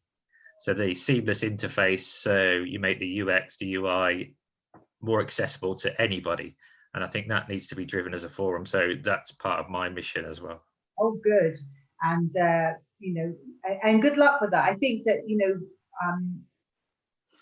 I naturally, in my background, have been someone who to bring different groups together. And I feel that as long as everyone can accept, there's going to be differences.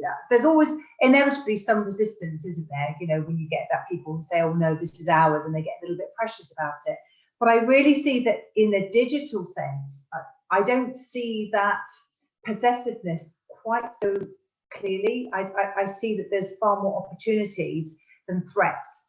But maybe that's just my simplistic viewpoint. I don't know. No, I think it's true. I think it's because of understanding. I think because it's such a rapid change that people are slightly reluctant to say this is mine because they don't really fully understand it. So it has to be a collective decision, because you need to have a meeting of minds really to get a proper format, because it's something new. Okay, so who's gonna drive that forward?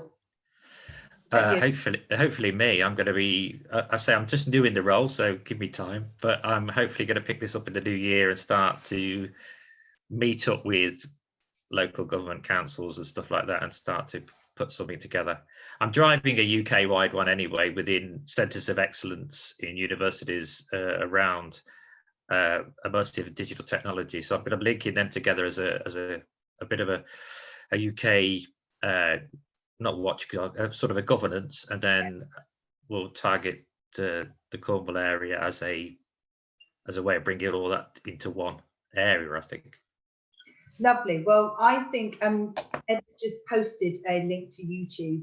I mean, I personally feel that this is quite a good platform for you today to be able to get ideas, because you're talking to people from different backgrounds with different connections, who are connecting into different projects. So this might be a really good starting point, if nothing else, to certainly reiterate the importance of doing that kind of work and moving it forward.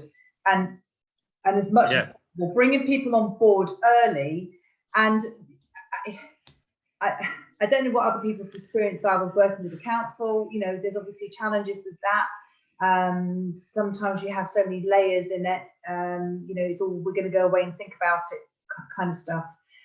So it's making sure you've got people who are willing to commit to action and not have to just completely go away and think about it, discuss it, have too many meetings. So all I suppose I'm saying is, my crystal ball is giving a prediction there of some of the challenges that might lie ahead. Ed, this video that you shared, what do you said, explain what the local alliances in Cornwall are trying to do, led by the Voluntary Sector Forum. So that's, tell us more about that. Yeah, so I mean, this has come out of the pandemic situation. So Voluntary Sector Forum has tried to establish local alliances in different areas of the county, bringing together people and groups from different background sectors to try and then feed up the line to the local council, or through the local councils to the Cornwall Council, what the issues are, and have a voice to represent it. But that out of that has grown these what they call thematic alliances. So I'm part of there's one on disabilities in Cornwall, and there's a group of organisations, charities representing, and there's other different sectors. But one of the things that was the challenge that we said is that, how do you explain this? And I'm not doing a very good job of it. So we said one of the things to do would be to have a talk to camera to explain what's going on, how people can get involved and why it's important.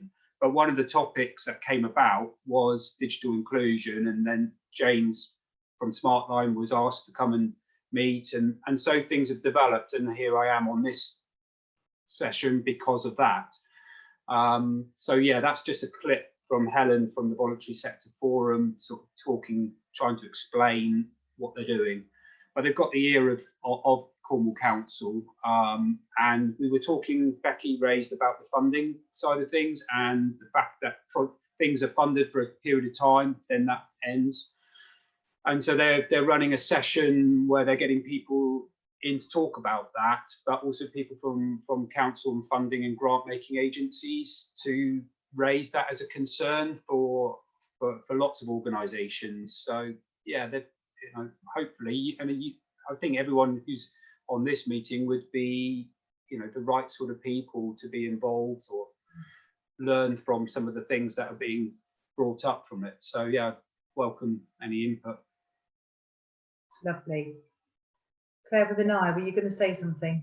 I don't know whether this is quite idealistic, but I used to work for the Red Cross, and I used to manage a team of volunteers. And I said then, and that was like 10 years ago now, that it would be really great to have like a central hub. And I don't know whether this is quite idealistic and impossible to do, but it's, for example, I spoke to a woman the other day that lives in St Agnes. She doesn't have access to technology. She has slight learning difficulties. She lives alone and she's completely isolated. And she was saying about, I don't know where to get my Christmas dinner this year. So it's like, I don't live in that community, but it would be great to have some sort of online platform where I could access, because I think you find there's so many little pockets everywhere and they're not connected. And it's really difficult if you're outside of that to be able to access it. So it's like you have Facebook groups, but again, you have to be invited into those groups and not everybody is aware of them. So I don't know if there's a digital way of doing that, because I think I could definitely use that in my role. Yeah.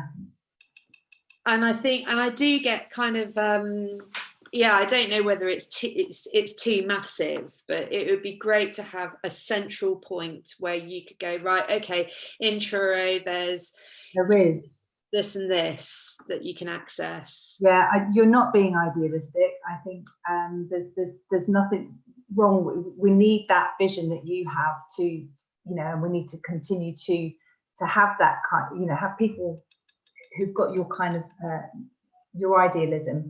Okay, I said you're not idealistic, but I think it's great to think about how can we include as many people as we can and how can we get it out there. And in fact, that platform does exist in a couple of forms.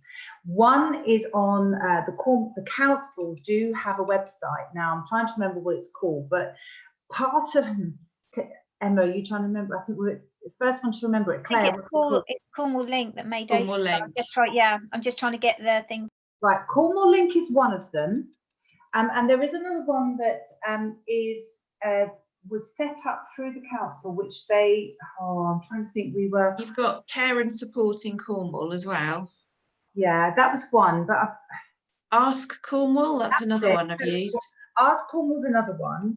So the trouble is, can you see already how similar this is to the problem with the digital world? Is that you've got people doing different things, and when part of our project that we did at Volunteer Cornwall, kind of after things settled down after the first wave, we, a team of us were trying to get all these communities that have come to us, over 200 of them that have come to us to say, we are helping people in X area, Y area, Z area. We're a tiny group, we're 3 people. We're a huge group, we're 30 people, 300 people. And what we said was we've got an opportunity to encourage them to get themselves registered so that there is a way of being able to connect. The trouble is, it becomes, what we found was some people were resistant to do that because they were determined to stay very local and they didn't want to have, to be seen to have to expand beyond themselves. And they just wanted to operate because it was 1 or 2 people who'd offered their time. So there was a little bit of resistance from some groups. However, some did sign up, but it doesn't work really unless everyone signs up. And that's the challenge, is that, you know, if you get only 20% of the groups, it's better than nothing. But if you then got another platform that other people said to us, oh, well, we're already on Cornwall Link. So we said, well, yeah. So just before I come to you, Becky, I'm just going to highlight that in the chat box, Emma's shared the Cornwall Link address. So certainly, Claire, there's a lot that can be done. If you're ever thinking about, you know, how you can get support to people who are isolated, again, it's another thing that Volunteer Cornwall can do. I'm just highlighting this is the kind of thing that we can do to help. Because I think as well, another problem I found is it's, for example, I'm dyslexic. So when I access... I'm just waving to Brian because he just said he has to go now.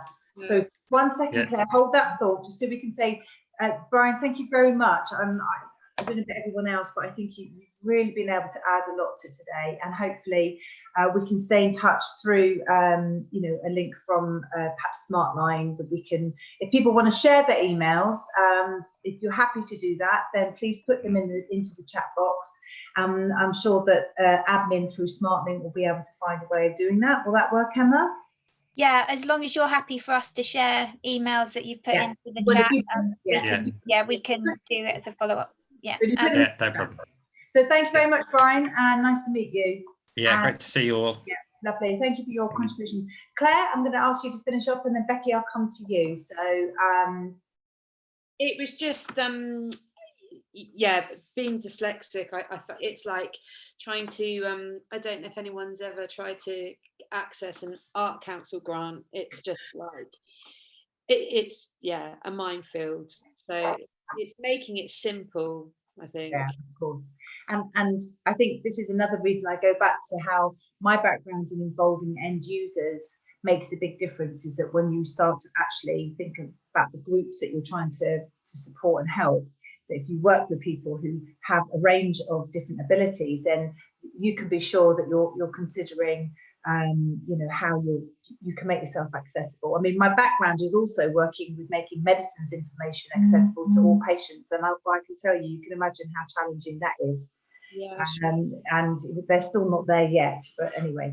So thank you very much, Claire. That's lovely. Hopefully that's helpful for you. That gives you an idea of where you can go, and if you have a client that you want to help in any part of Cornwall, you can always go to Volunteer Cornwall as a starting point, but the link, Cornwall link, is a well-known and fairly well-used email, web link there. Becky, what were you going to say? I was going to just really say on regard with Claire's, that actually a central hub would be great, because one of the problems I'm finding is overcoming those barriers to why people don't want technology. So we have some clients who are looked after by their parents who are quite elderly. The parents don't have technology, therefore our clients don't have access to technology. And we have lots of questions given to us, and I want to try and get them into technology by breaking down those barriers for them to know what there is available locally. So we actually went to volunteer in Cornwall last week because one of our clients said, I'm really worried about not being able to get a food delivery. And so we were able to find, you know, even though we're miles away, find someone for him. But it'd be lovely to be able to, for people to know what there is out there digitally, to help them then say, actually, it would be beneficial for me. Because I know there are lots of local groups on Facebook who do very local things. Yes. And you can go to the big organisations to help him get a food delivery or whatever. But sometimes it's that absolute grassroots help. And that's why I'd like to, it's breaking down those barriers of why people don't want technology, because they actually don't know what's out there. And because we don't know what's out there, because we're not in their local vicinity. I'm in Bude, and the problem cropped up near Salt Ash. So yeah, it's just, it's a more central hub. And I'm interested, I think it was Emma who mentioned about all the research as to what the barriers are to technology, because it's a big problem we've got. They say we don't need it, don't want it, but then realise actually if they had it, they could solve these problems like online shopping and how to, you know, get rid of waste or whatever that they can't put in the bins. Just little problems they could solve. And that's exactly, Becky, what's at the heart of the research we're doing, is actually finding what those barriers are and creating that hook, which we, as I kind of the example I gave before when I was talking to that lady and got our IT person and had that conversation. And I think until some people actually realise what the benefit to them is, and it might not be having a video chat, because everyone, as you know, it might be that actually, do you know that you can do food shopping or you can do your finance, but it's giving them that confidence and skills and doing that training. And one of the legacies of Smartline is that we have got now a very engaged group within those participants who've attended our training sessions, and we've done that, obviously not through, but we did that through coffee mornings and stuff, and getting people together, and then, as we said, you know, using the people who'd experienced that, as we're calling them the digital buddies. But what we want to do is really understand those barriers, and then we can start putting things in place and working with other organisations to kind of break those barriers down. And the key thing we're understanding, and that's with our conversations with Cornwall Council, is actually understanding what the hooks, what can be that one thing that will, because there's got what's in it to me, why should I do this? That's what I'd really be interested. I'm going to look at the research, because we've always done it this way, we don't need it. But it's not and Matt's come, and we're in the middle of it at the moment, but I can share initial findings. But that's literally come from 3 years. As I said, it was a huge learning curve for us, and that was a huge learning curve from the first Smartline project. That, you know, there was this initial there that people weren't engaging with technology because they didn't have the tech, or they couldn't afford to have kind of broadband, and we actually gave them a tablet that was Wi-Fi enabled, yet the vast majority didn't use it. And that's led to where we are now.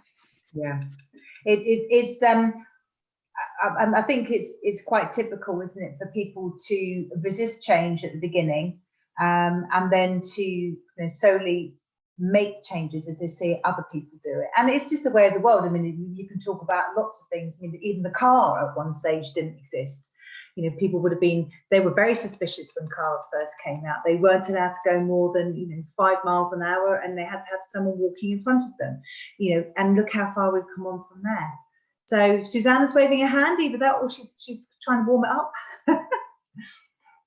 Microphone. Yes. So I was just.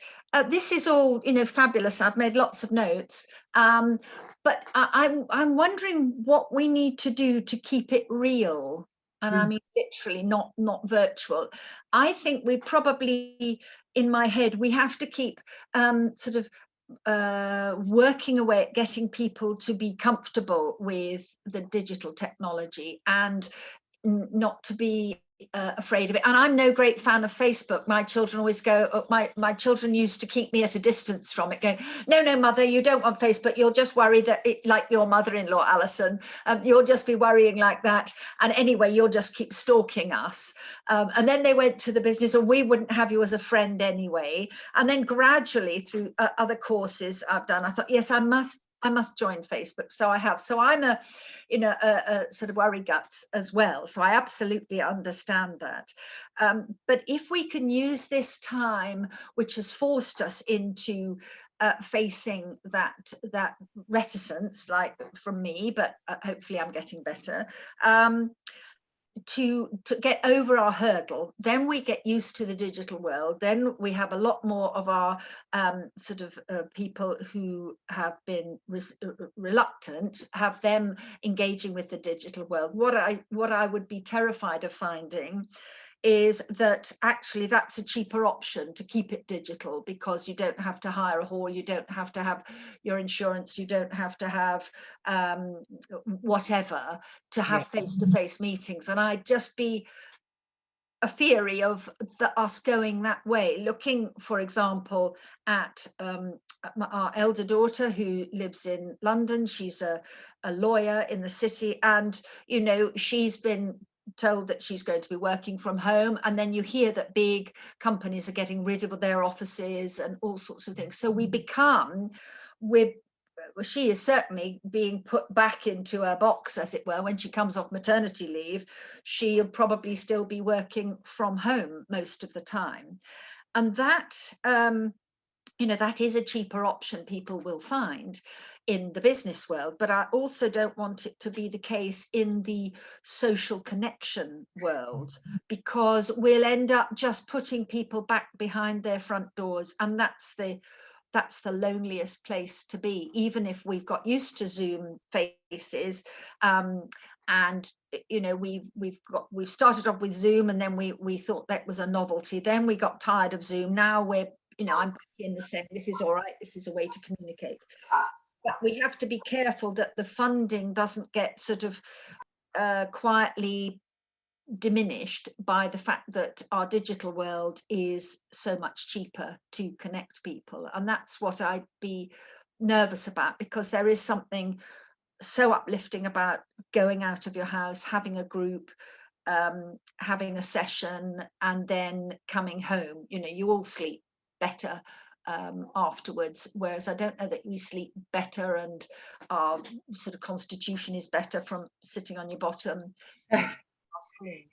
It's interesting, Susanna, you said that, because we've been we're looking, because there's all this noise, isn't there, going on about how the office environment is dead and how we can all work from home.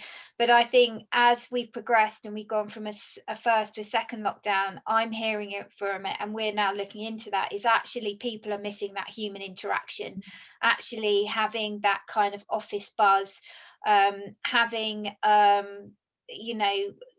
kind of when you have those moments where you're flagging and you can like talk to your colleague, or you've got a problem and you can just say, oh, how would you look at that? And it's that actually, how do you keep that kind of innovation, from an organization? And, when you do meet face to face in when you go to seminars and stuff like that, is that it's over coffee that ideas can just be sparked and stuff like that. And I think that's one thing we're going to look at, that yes, digital has a huge benefit, but we also need to be mindful of the importance of that human interaction, and those kind of spontaneous moments kind of that you get through that human interaction, and actually how what could be the negative impact if we just totally embraced a kind of a digital solution.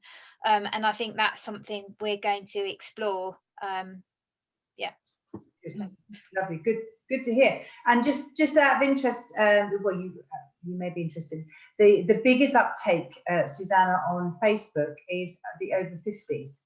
And one thing is for sure is that there's very few users now who regularly use it who are under 30. So the socioeconomic, no, that's not the right word, demographics even, that's the right word, of digital markets, digital online social media. Goodness me, I'll get the words right in a minute. Are definitely changing. And so we need to look at it. And this might be helpful for some people. I like to visualize things, and I imagine that this kind of technology, what we're talking about, is like an escalator. Yeah, it's moving up and it's changing all the time and it's evolving. It doesn't necessarily mean that you're going to completely lose it. When you look at the range, for example, just it sounds a bit random, but if you look at a whole range of Apple products that have come out over the years, some of them have been very, very successful, and some of them very, very quickly got dropped because they didn't really work. So it is a matter of experimenting and trying and doing things in a different way and seeing how they work. I think that humans, and I say this of no knowledge base at all, but just from an instinctive base, that the need for humans to connect with each other is always going to be greater than what you'll get from a digital. But digital will create and fill the gaps that have come from having to be forced apart. So I kind of hear underneath what you're saying, there's a degree of fear and worry, and I get it, absolutely do, because there's a bit of me that thinks, oh gosh, is this going to be like this forever? But then I think that maybe, like water, we go through the path of the least resistance, that ultimately we'll be saying, all right, it is nice to meet digitally, but it just does not beat being around people. So I see it as a kind of just a whole completely fluid, changing time, and we need to think about it from a Cornish perspective. What's going to happen to our businesses and our voluntary services in Cornwall, and then we need to think about it in a kind of regional basis, and then across the whole country. And I think there'll be some good and some losses and some gains. That's why I was wondering how people are going to change what they're doing, what their plans are at the moment, and then what would be good is to revisit this whole session, perhaps watch the recording in a year's time and say, oh, look what we were talking about, this never happened, or this totally came true. I love the idea that there's a kind of Cornwall-wide forum of all those agencies and individuals and organisations that are working on developing media technology, so digital technology. I'd like to see how they come together and unite to make something that is a single source, if you like, a single source for us all of digital. Okay, enough talking from me. Anyone else? Any other thoughts on this? No. Yes, Becky. I don't know if it's relevant now, but I'd also like to see a sort of assistive. I'm trying to guide people who've never used technology into trying a bit of technology, maybe getting a tablet. There's sort of a list of the best starter tablets, assistive technology for people who can't, access it in the normal way. And there are all sorts of different programs. And I've done a lot of homework on it, but there must be so much more stuff out there that's available for our clients. And I was interested, Emma, I've never heard actually of a Wi-Fi enabled tablet. Now that could be really quite useful for some. I don't know if they're very expensive, but I thought you had to have Wi-Fi to be able to use a tablet. And so that could be quite handy for us. It's just a dongle thing that you put into it, so that and it's paid for, so that we paid for, so literally the tablet, they don't have to have broadband or anything, it's independent. That may be sort of quite interesting also for, we've got a couple of clients who don't have Wi-Fi because their parents look after them and they're elderly and they don't have Wi-Fi, they don't do technology. And so it's just another way of, just all the different technology. I'm a novice to this. I shouldn't tell Ed that. Yeah, what I'm hearing today is that it doesn't really matter what your starting point is and what you're trying to achieve. There are definitely people out there who do already have that knowledge and that skill set for you, and that knowledge that you can, you know, it's almost like, I remember I used to say only a few years ago, to say to one of my daughters, oh, I wonder, how would I ever be able to find this out? And she'd just say, Google it, Mum. That's what everyone does. You just put the question into Google and Google will tell you the answer. So I'll come to you one sec, Cameron. Yeah, so we you know, we are used to kind of changing the way that we access information now. There always will be out there someone who's gone through what you've gone before. And the chances are now that people have found a way of capturing that online somewhere to be able to help. So I don't think your questions are particularly surprising or shocking, and I think that they're very normal questions. So I'd be very surprised if there's no answers out there for you. And I'm sure that, you know, Emma and Brian have got those kind of links to be able to help you to do that. So Cameron, were you going to say something? Yes, getting back to Becky. Can you see that, Becky? That is a 10-inch tablet, which is also my mobile phone. I also use it for navigation when I'm out on the moors. Yeah. That cost me £150. Right, does everything, yeah? It does everything. Yeah, lovely. So you have got the stuff. The most important thing is getting a good contract. Okay. And the contract I have is 20 gigabytes of data, and I pay £10 a month for it, plus unlimited calls and texts. That's good.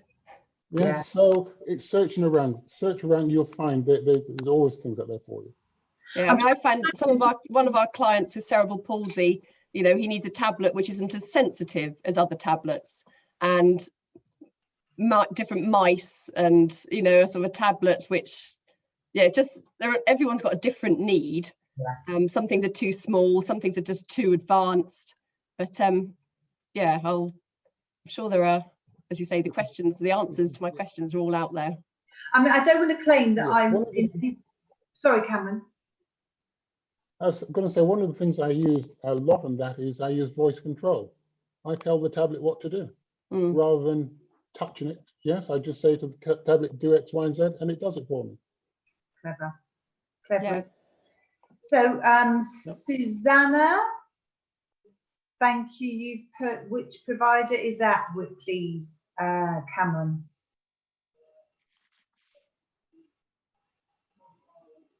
Oh, you're back on mute, Cameron.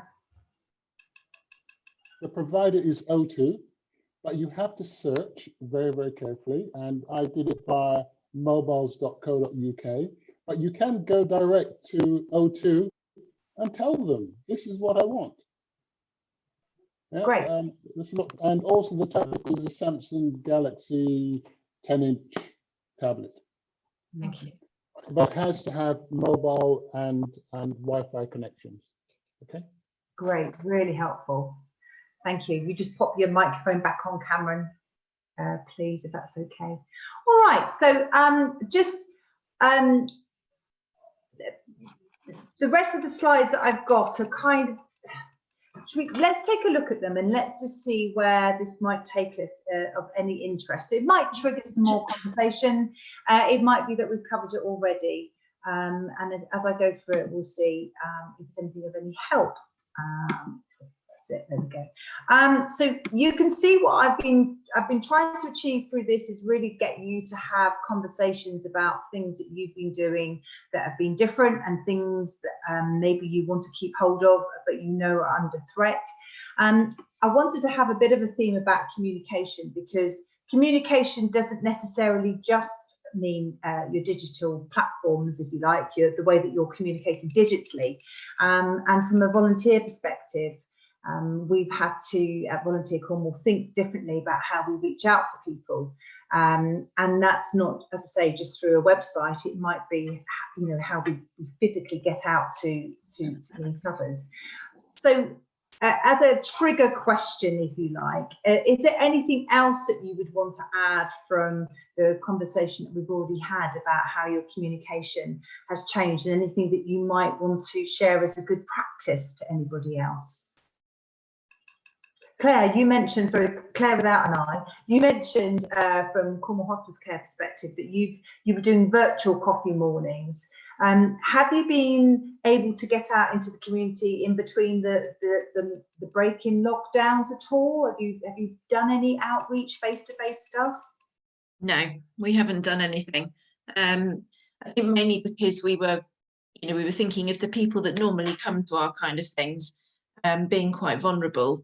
And it kind of all happened a bit quick, didn't it? We were out of lockdown, but then we seemed to be in lockdown again, and we didn't want to start anything up and to get going to then shut it back down again. We felt that was possibly more confusing than not doing it at all.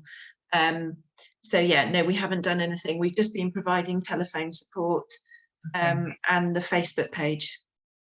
Okay, and see, that was the point I guess I was hinting at earlier on. I think you put it very well, but you're thinking ahead to potentially having another few waves before the vaccine works, and that we might have to go back into lockdown. I wonder how much that's held back companies, organisations, and groups to stop them saying, well, there's no point in doing it if we have to halt what we're doing again. And why do we want to go out and start outreach work if we have to stop it again?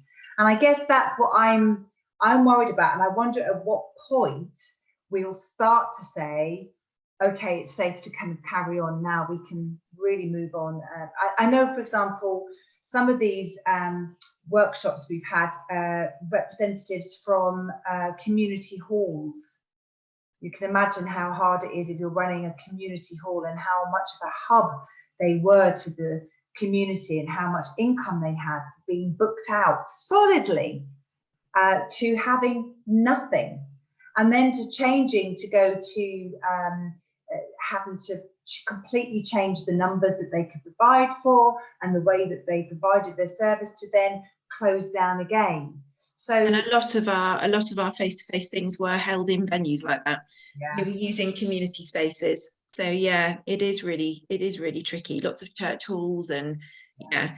And I know certainly, in St Austell, Treverbin Hall is amazing. They've got so much that goes on there, and they'd really just started up a lot of their, yoga classes and stuff back again, and they had to close them all down again. It's just, it's a real shame. And for people that we speak to, certainly by our listening ear service, one of the things we do is signposting within that.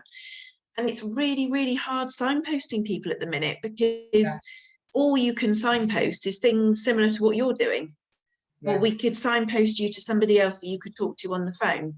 Yeah. And it'll be lovely when we can get to the point where we can actually signpost people to actual things again, because for people that are socially isolated and lonely, going back, it is that human interaction. That's what people are craving, really. And even things with bereavement, going to a bereavement support group, they're really, really helpful. And I'm not sure that we'll ever fully move away, and I don't think we should ever fully move away from that kind of human interaction, because I think it's really, really important. Absolutely, exactly what reflects what Susanna was saying. I just want to reflect that Claire with an I is about to leave, and she said, thank you for your advice and connections, it's been invaluable. And obviously that's what we wanted it to be, as much as we can to make it useful for you. And you've obviously shared some things with us, so thank you for that.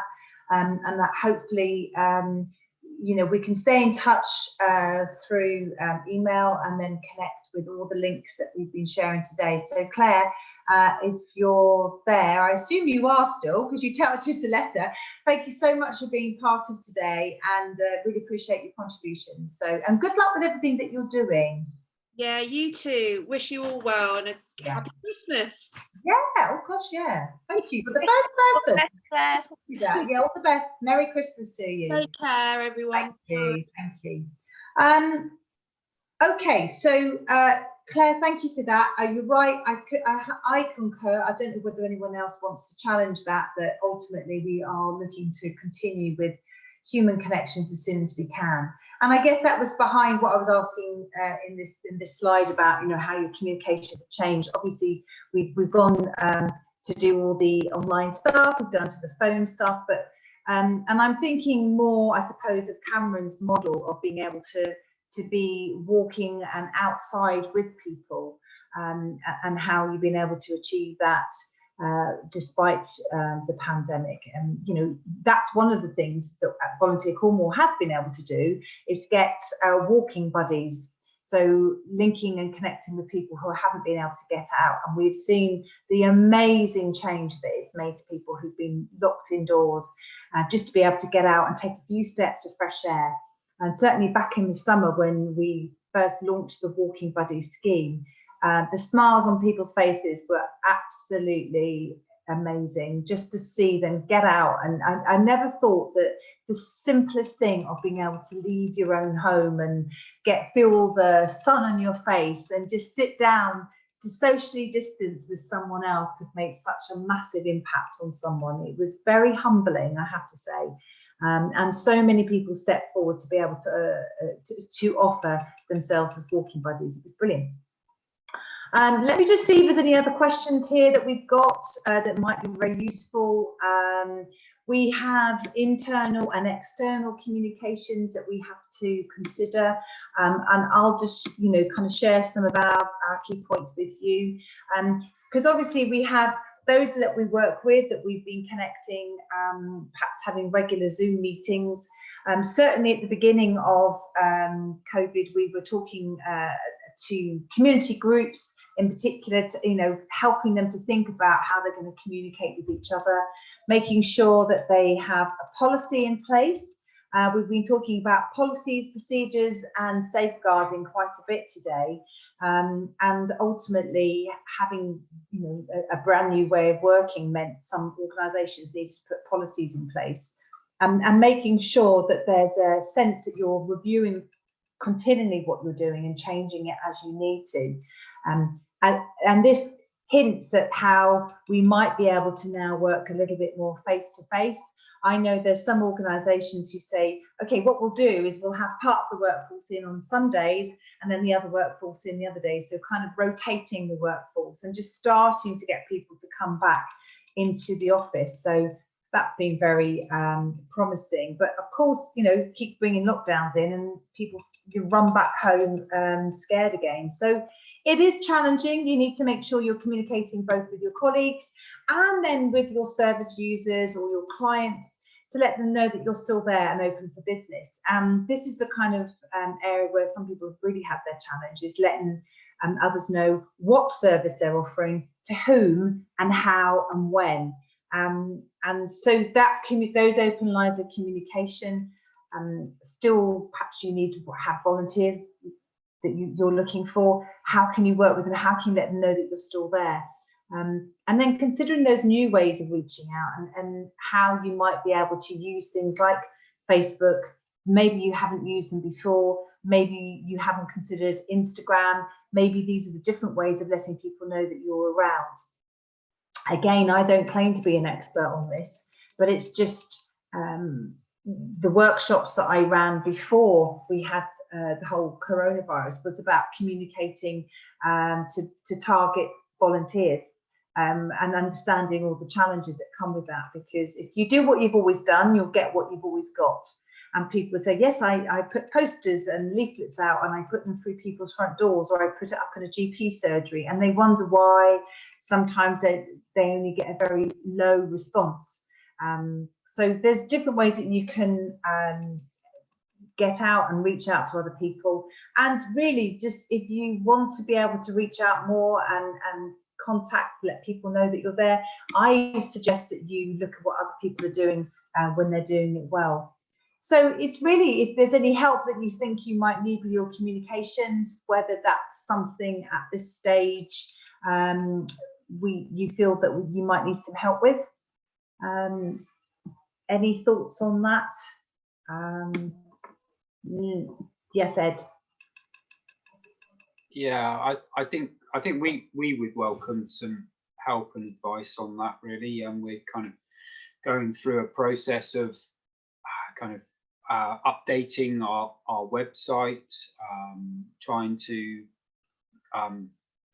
improve our communications, but we need to be really careful about who we communicate to and how we communicate with them. So actually it's kind of communicating with people who are going to perhaps be our key referrers. So that's social care, social services, community mental health teams. They're the people who are potentially going to refer clients to us. Then we have our client group with disabilities. But yeah, Becky and I are finding our way with this a bit. And so yes, if there's any tips or strategies or useful things we should or shouldn't be doing, then I think, yeah, we welcome.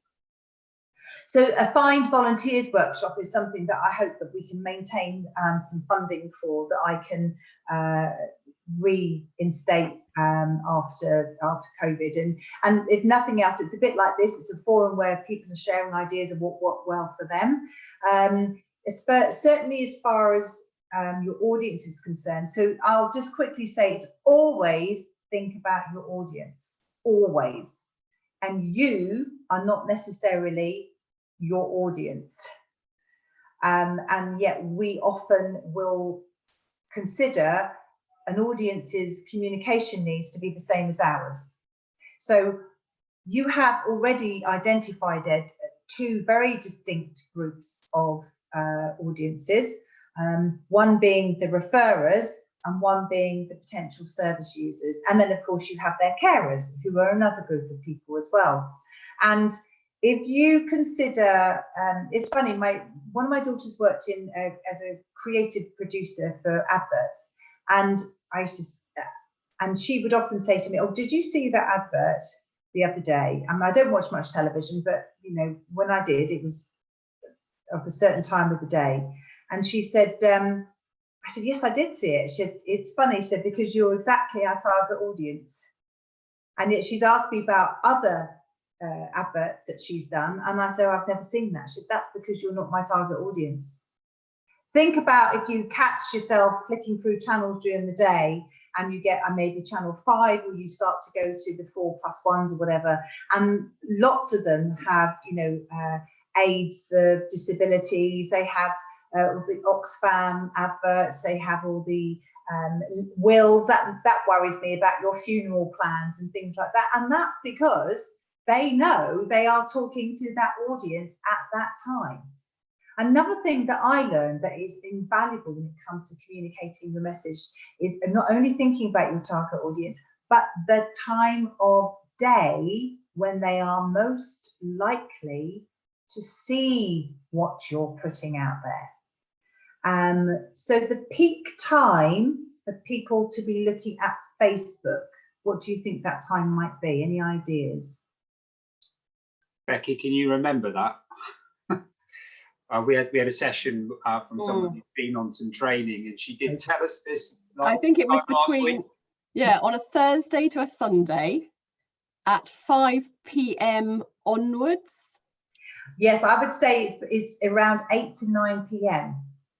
Now, if, for example, you were marketing, this is why it's really, really important to think about your audience. If you were, for example, trying to target young mums, new young mums, one of the times a day that you're probably going to get to them would be after 9 p.m, between 9 p.m. and 1 a.m. Why might that be? Well, they put the baby to sleep and before they feed them again, I guess. Yes, so it could be, and it could be around that when they're breastfeeding, they will often now go through looking at social media whilst they're doing that. A very different culture here. We wouldn't have had this 20 years ago, but this is the world that we're in now. So this is why when we're a little bit older at home, we have to start thinking about our target audience being different from ourselves. So, I mean, I don't know whether this is helpful for you guys. It's slightly off piece, but you know, this is the kind of thing I want you to think about if you have challenges with communicating. You know, if you think, okay, we need to get people who are, you know, carers of for those with dementia. That group is going to be very different to people who are single mums or potentially homeless people, for example. It's about tailoring how you do it and thinking hard about the times of day that you do it and how often you do it. And then what your message says is a completely different thing again. I strongly encourage, oh, whose battery's going? Leander, you're going. It's almost gone. It's not charging. We often look at which other agencies work in the area, customer group, and share or piggyback. It's been great to meet everyone. It'd be great to stay connected. Leander, thank you so much. I'm sorry that we're going to be losing you. Thank you for that piece of advice, because it is absolutely my top advice, is go see what other groups are doing. Sorry? Yes, Leander? Hi, sorry, I'm just about to leave. My battery's going, but thank you, everyone. Thank you so much. You're welcome. Lovely to meet you. Thank you very much. Bye now. So look at what other organisations similar to yourself are doing and copy it. I'm all for copying. And you know, it's quite a compliment when someone copies what you do. There will be other groups like all of yours that are around, even if they're not in the county. Have a look what's happening around other parts of the county. And if need be, I mean, one of my, so my same daughter has suggested, because I'm set up my own Insta account for something else that I do. And she said, just connect with other people and ask them how they got started. And you'll be amazed by how much people are willing to share.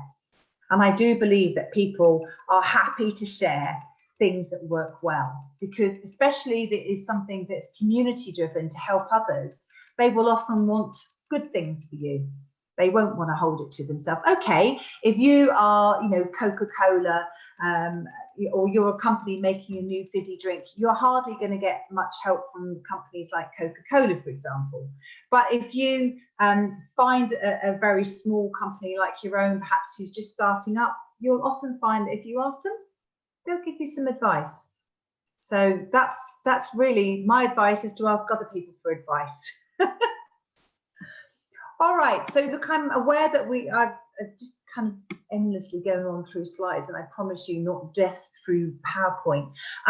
The next section on this is really going to be talking about risk management. And before I even launch into this, I want to be sure that anyone here has got an interest in risk management as we go forward at this stage. It's quite a mixed bag of topics today, which is why I wasn't really sure how much we were going to be talking about digital technology. And of course, digital technology has been, we've had a fantastic conversation about it. But is there anything that we need to discuss about managing risk? I can see Emma stifling a yawn there. Is there anything on risk management I can help you with? Or are we all going to just completely lose the will to live? What have you got? Not a lot. I don't know. What you got?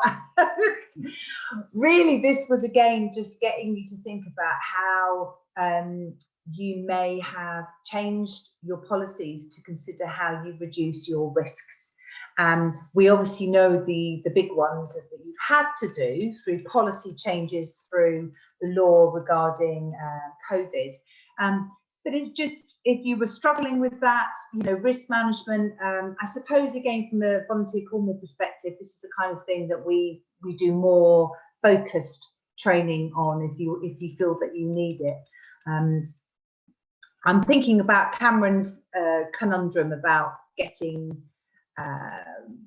being able to get out and about with people. When you're out walking, for example, we had to think about our walking buddies and how we reduced the risk and made sure that everyone who was a walking buddy understood how they reduced their risks, their potential risks, or when, you know, trips and falls, and how they could safely interact with other people.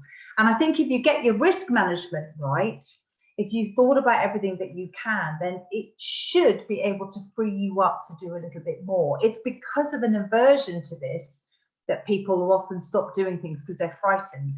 And I guess from today, what I say to you is, just because something seems frightening doesn't mean that you shouldn't give it a go.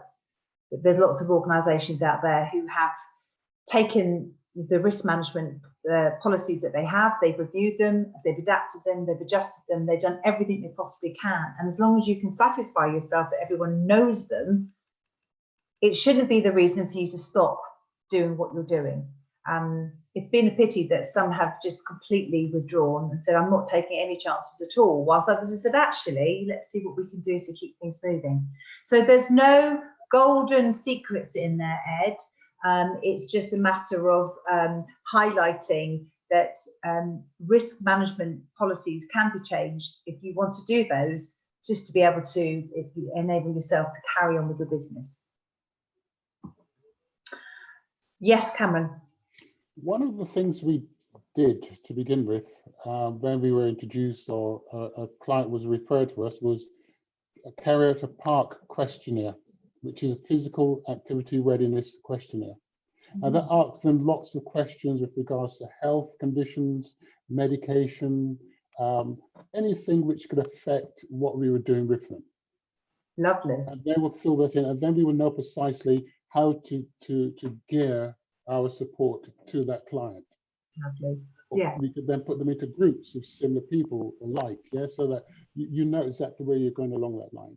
Then after that, then for us, every walk is risk assessed. And just because I might have assessed it 3 months ago, we have 3 different seasons in the United Kingdom. We also have days with sunshine. We have days where it's snowing. Yeah. We also have biting insects. We also have livestock. So every time you go on a walk, you have to take into consideration everything that's around it, so that you know that you've done everything you can to keep the client safe. So that's the second tier of risk assessment that we were doing. Yeah, yeah. Oh, it sounds like you've been very thorough on that, and I guess I never realised there was quite so many dangers. You know, but despite the livestock, despite the insects, despite the weather, you know, I still manage to take my dog out for a walk every day. You know, it shouldn't stop us. It should just make us more mindful. So yeah, that's very helpful. So yeah, I don't offer any kind of secrets on risk management. There's a lot of common sense behind it, and there are quite a lot of risk management policies that you can share. And Ed, I would just highlight that I think through the VSF, the Voluntary Sector Forum, I think there are some templates and some examples that you can use that will be helpful. And I know that the council has as well come up with some risk management policies. So very useful stuff if you're stuck. Again, there's always examples out there. It's just a matter of being signposted to them. And that's what I like about these forums, is that if we can actually share ideas with each other and signpost each other to things that may have worked. It's just because it's scary doesn't mean we shouldn't do it. Yeah, the operative word is common sense. Yeah, absolutely. Yeah, common sense, and it is all common sense, you know. And as far as COVID-19 is concerned, we've had to change within a completely fast-moving environment. And 1 week it's one thing, the next week it's another. So in a way, you have to be able to keep up with it, because what worked last week may not work the next. And guidance is often unclear. It's as clear as mud in many cases. We can't argue the reasoning behind that, but that's a fact. It's not clear, and that there is often a disparity between what is law and what is guidance. And I think we need to make sure that if we have volunteers, that they understand what is open to a little bit of flexibility and interpretation, and then that which is clearly not. And so with an ever-changing field, I am not surprised that so many of us sometimes feel that it's better to do nothing than to do something and do it wrong. So I suppose we just want to be able to just give you a little bit of confidence in this area. And we have 5 steps that we say, you know, you think about the hazards. Cameron's obviously got a great list of, you know, what happens outside. It depends on, you know, who you're working with, who your client groups are, and what kind of environment they might be going into.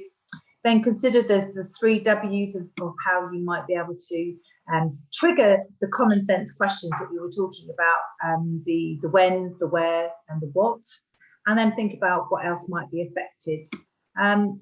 Sometimes the risk can be very minimal, and that's great. And other times it might be very significant. So of course you have to put them into degrees of risk. And then consider the things that you're going to have to do to control those and minimise them if need be. And then make sure that you've got a method, a reliable method of monitoring them. But it doesn't rely, for example, upon someone just occasionally asking a question as and when they remember to. You have something in place to do it. Just move this on. So reasonably practical, as is often defined when it comes to risk management, is about balancing that level of risk against the measures needed to control the real risk in terms of money, time, or trouble. Some things just may not be worth it. However, you do not need to take action if it would be grossly disproportionate to the level of risk. And I'm sure you can think of many examples within your own organisations where sometimes you just have to have common sense that gives you the answer. There are some risk assessment models that I mentioned earlier, and BSF have one. BF Adventure also have one in relation to COVID, as do already mentioned earlier today, Cornwall Neighbourhoods for Change, so CN for C. If you haven't already checked out their website, they'll have a lot of useful stuff there. And as does Volunteer Cornwall, we've got some guidance there for you that you can download on our website. So lots and lots of stuff there to use if you feel that you need to. We've already talked about recruiting volunteers in as much as that's of the Finding Volunteers workshop that I have run on a few occasions now, and we're hoping that we can get that back up and running again early in the new year, and we'll let you know when we do so that we can help you to focus on, you know, attracting volunteers. In the meantime, is there anything that is a burning question that you have about volunteers that I might be able to help you with today? Or has everyone else had far too many cups of tea like me and now think it must be time for a break? I'm going to not suggest that we take a break. I think if we just cut out, if we cut the session today at a point where we feel, because I personally feel that we've got to a natural break now. We've talked about a huge amount of things. And I'm aware that we only have so long that we can retain our focus and attention, not least because my voice is droning on and I'm already bored of myself.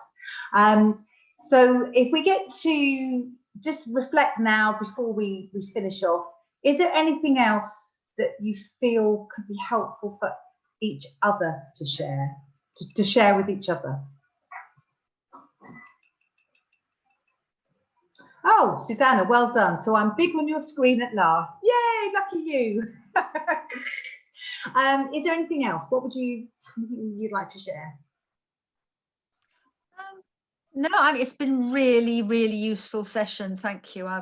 Yeah, fantastic. Thank you. Good. Yeah, I agree. I've learned a lot. It's been great that you've all been willing to share.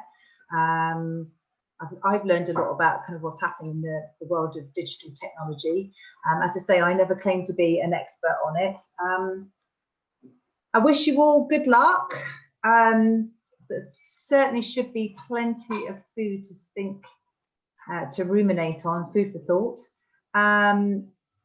Claire, I know you've got a big challenge up ahead, you know, as you're juggling everything from Cornwall Hospice Care, and I really wish you lots of luck on that. You'll already be well linked into all these organisations that we've been talking about today, so you know that those resources are there.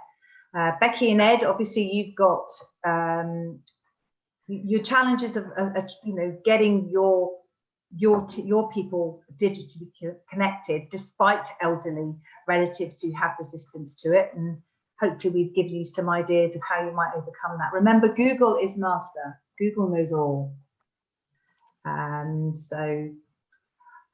Anything else? Emma, you looks like you might have some thoughts to reflect upon with us at the end. No, I was just going to say what I'll do after this is email everyone. So all the links and stuff that were in the chat, we'll make sure that's all in an email with all the contact details as everyone's shared. And, you know, if you do want kind of support through the project or interested in any of the research, you know, do get in touch. You know, we can have initial conversations through the wonderful world of video calls. And we have actually been having, you know, socially distanced coffee meetups and stuff when we were allowed. good. So yeah, we got to a point where I think with like enterprises we were supporting, it's like, yeah, it'd just be nice Yeah. to meet, you know. So or a walk we've done, you know, and stuff. So yeah, so no, but I found it really interesting, and it's been lovely kind of meeting everyone and hearing the challenges you're facing. And I think the key thing I'm taking out of this, that actually working together and trying to connect all these amazing things that people are doing, I think will just enable us to have that kind of stronger voice and, you know, not be reactionary. And I think, you know, COVID has brought digital into the spotlight, and it's brought the fact that people are excluded from it. And I think, you know, that doesn't go away. That was happening anyway before COVID. What COVID has done is just made it obvious, because people haven't had anywhere else to interact with. So I think everything that we, you know, prior to COVID were like saying, you know, hang on, you know, not everyone's there, not everyone is competent and stuff. COVID has highlighted it, and I think it's, you know, something that we as a project want to continue that conversation going. Lovely. Well, let's hope that you can keep going. How much longer is your funding for? Oh, we're here till 2022, I think, 23. So yeah, because we only the extension started in March, and so it's another 3 years. So yeah, we hope there's legacies we want to do, and we want it to be sustainable. We want to be able to continue. So and that's what we've done with phase 1. It's all been about taking those learnings and continuing to develop. Brilliant. Brilliant. That's lovely. Good. Susanna? Will you actually send the recording of the whole session through? That would be brilliant if we could, because I'd like What to. we'll probably do, it's probably quite a big file. So what we'll do is we'll post it up onto our website and then give you a link. Okay, thank you. Perfect. Good. So thank you, everyone. I've enjoyed meeting you all. I hope you found it very useful, and maybe we'll meet again, and, you know, hopefully in person. It would be lovely, wouldn't it?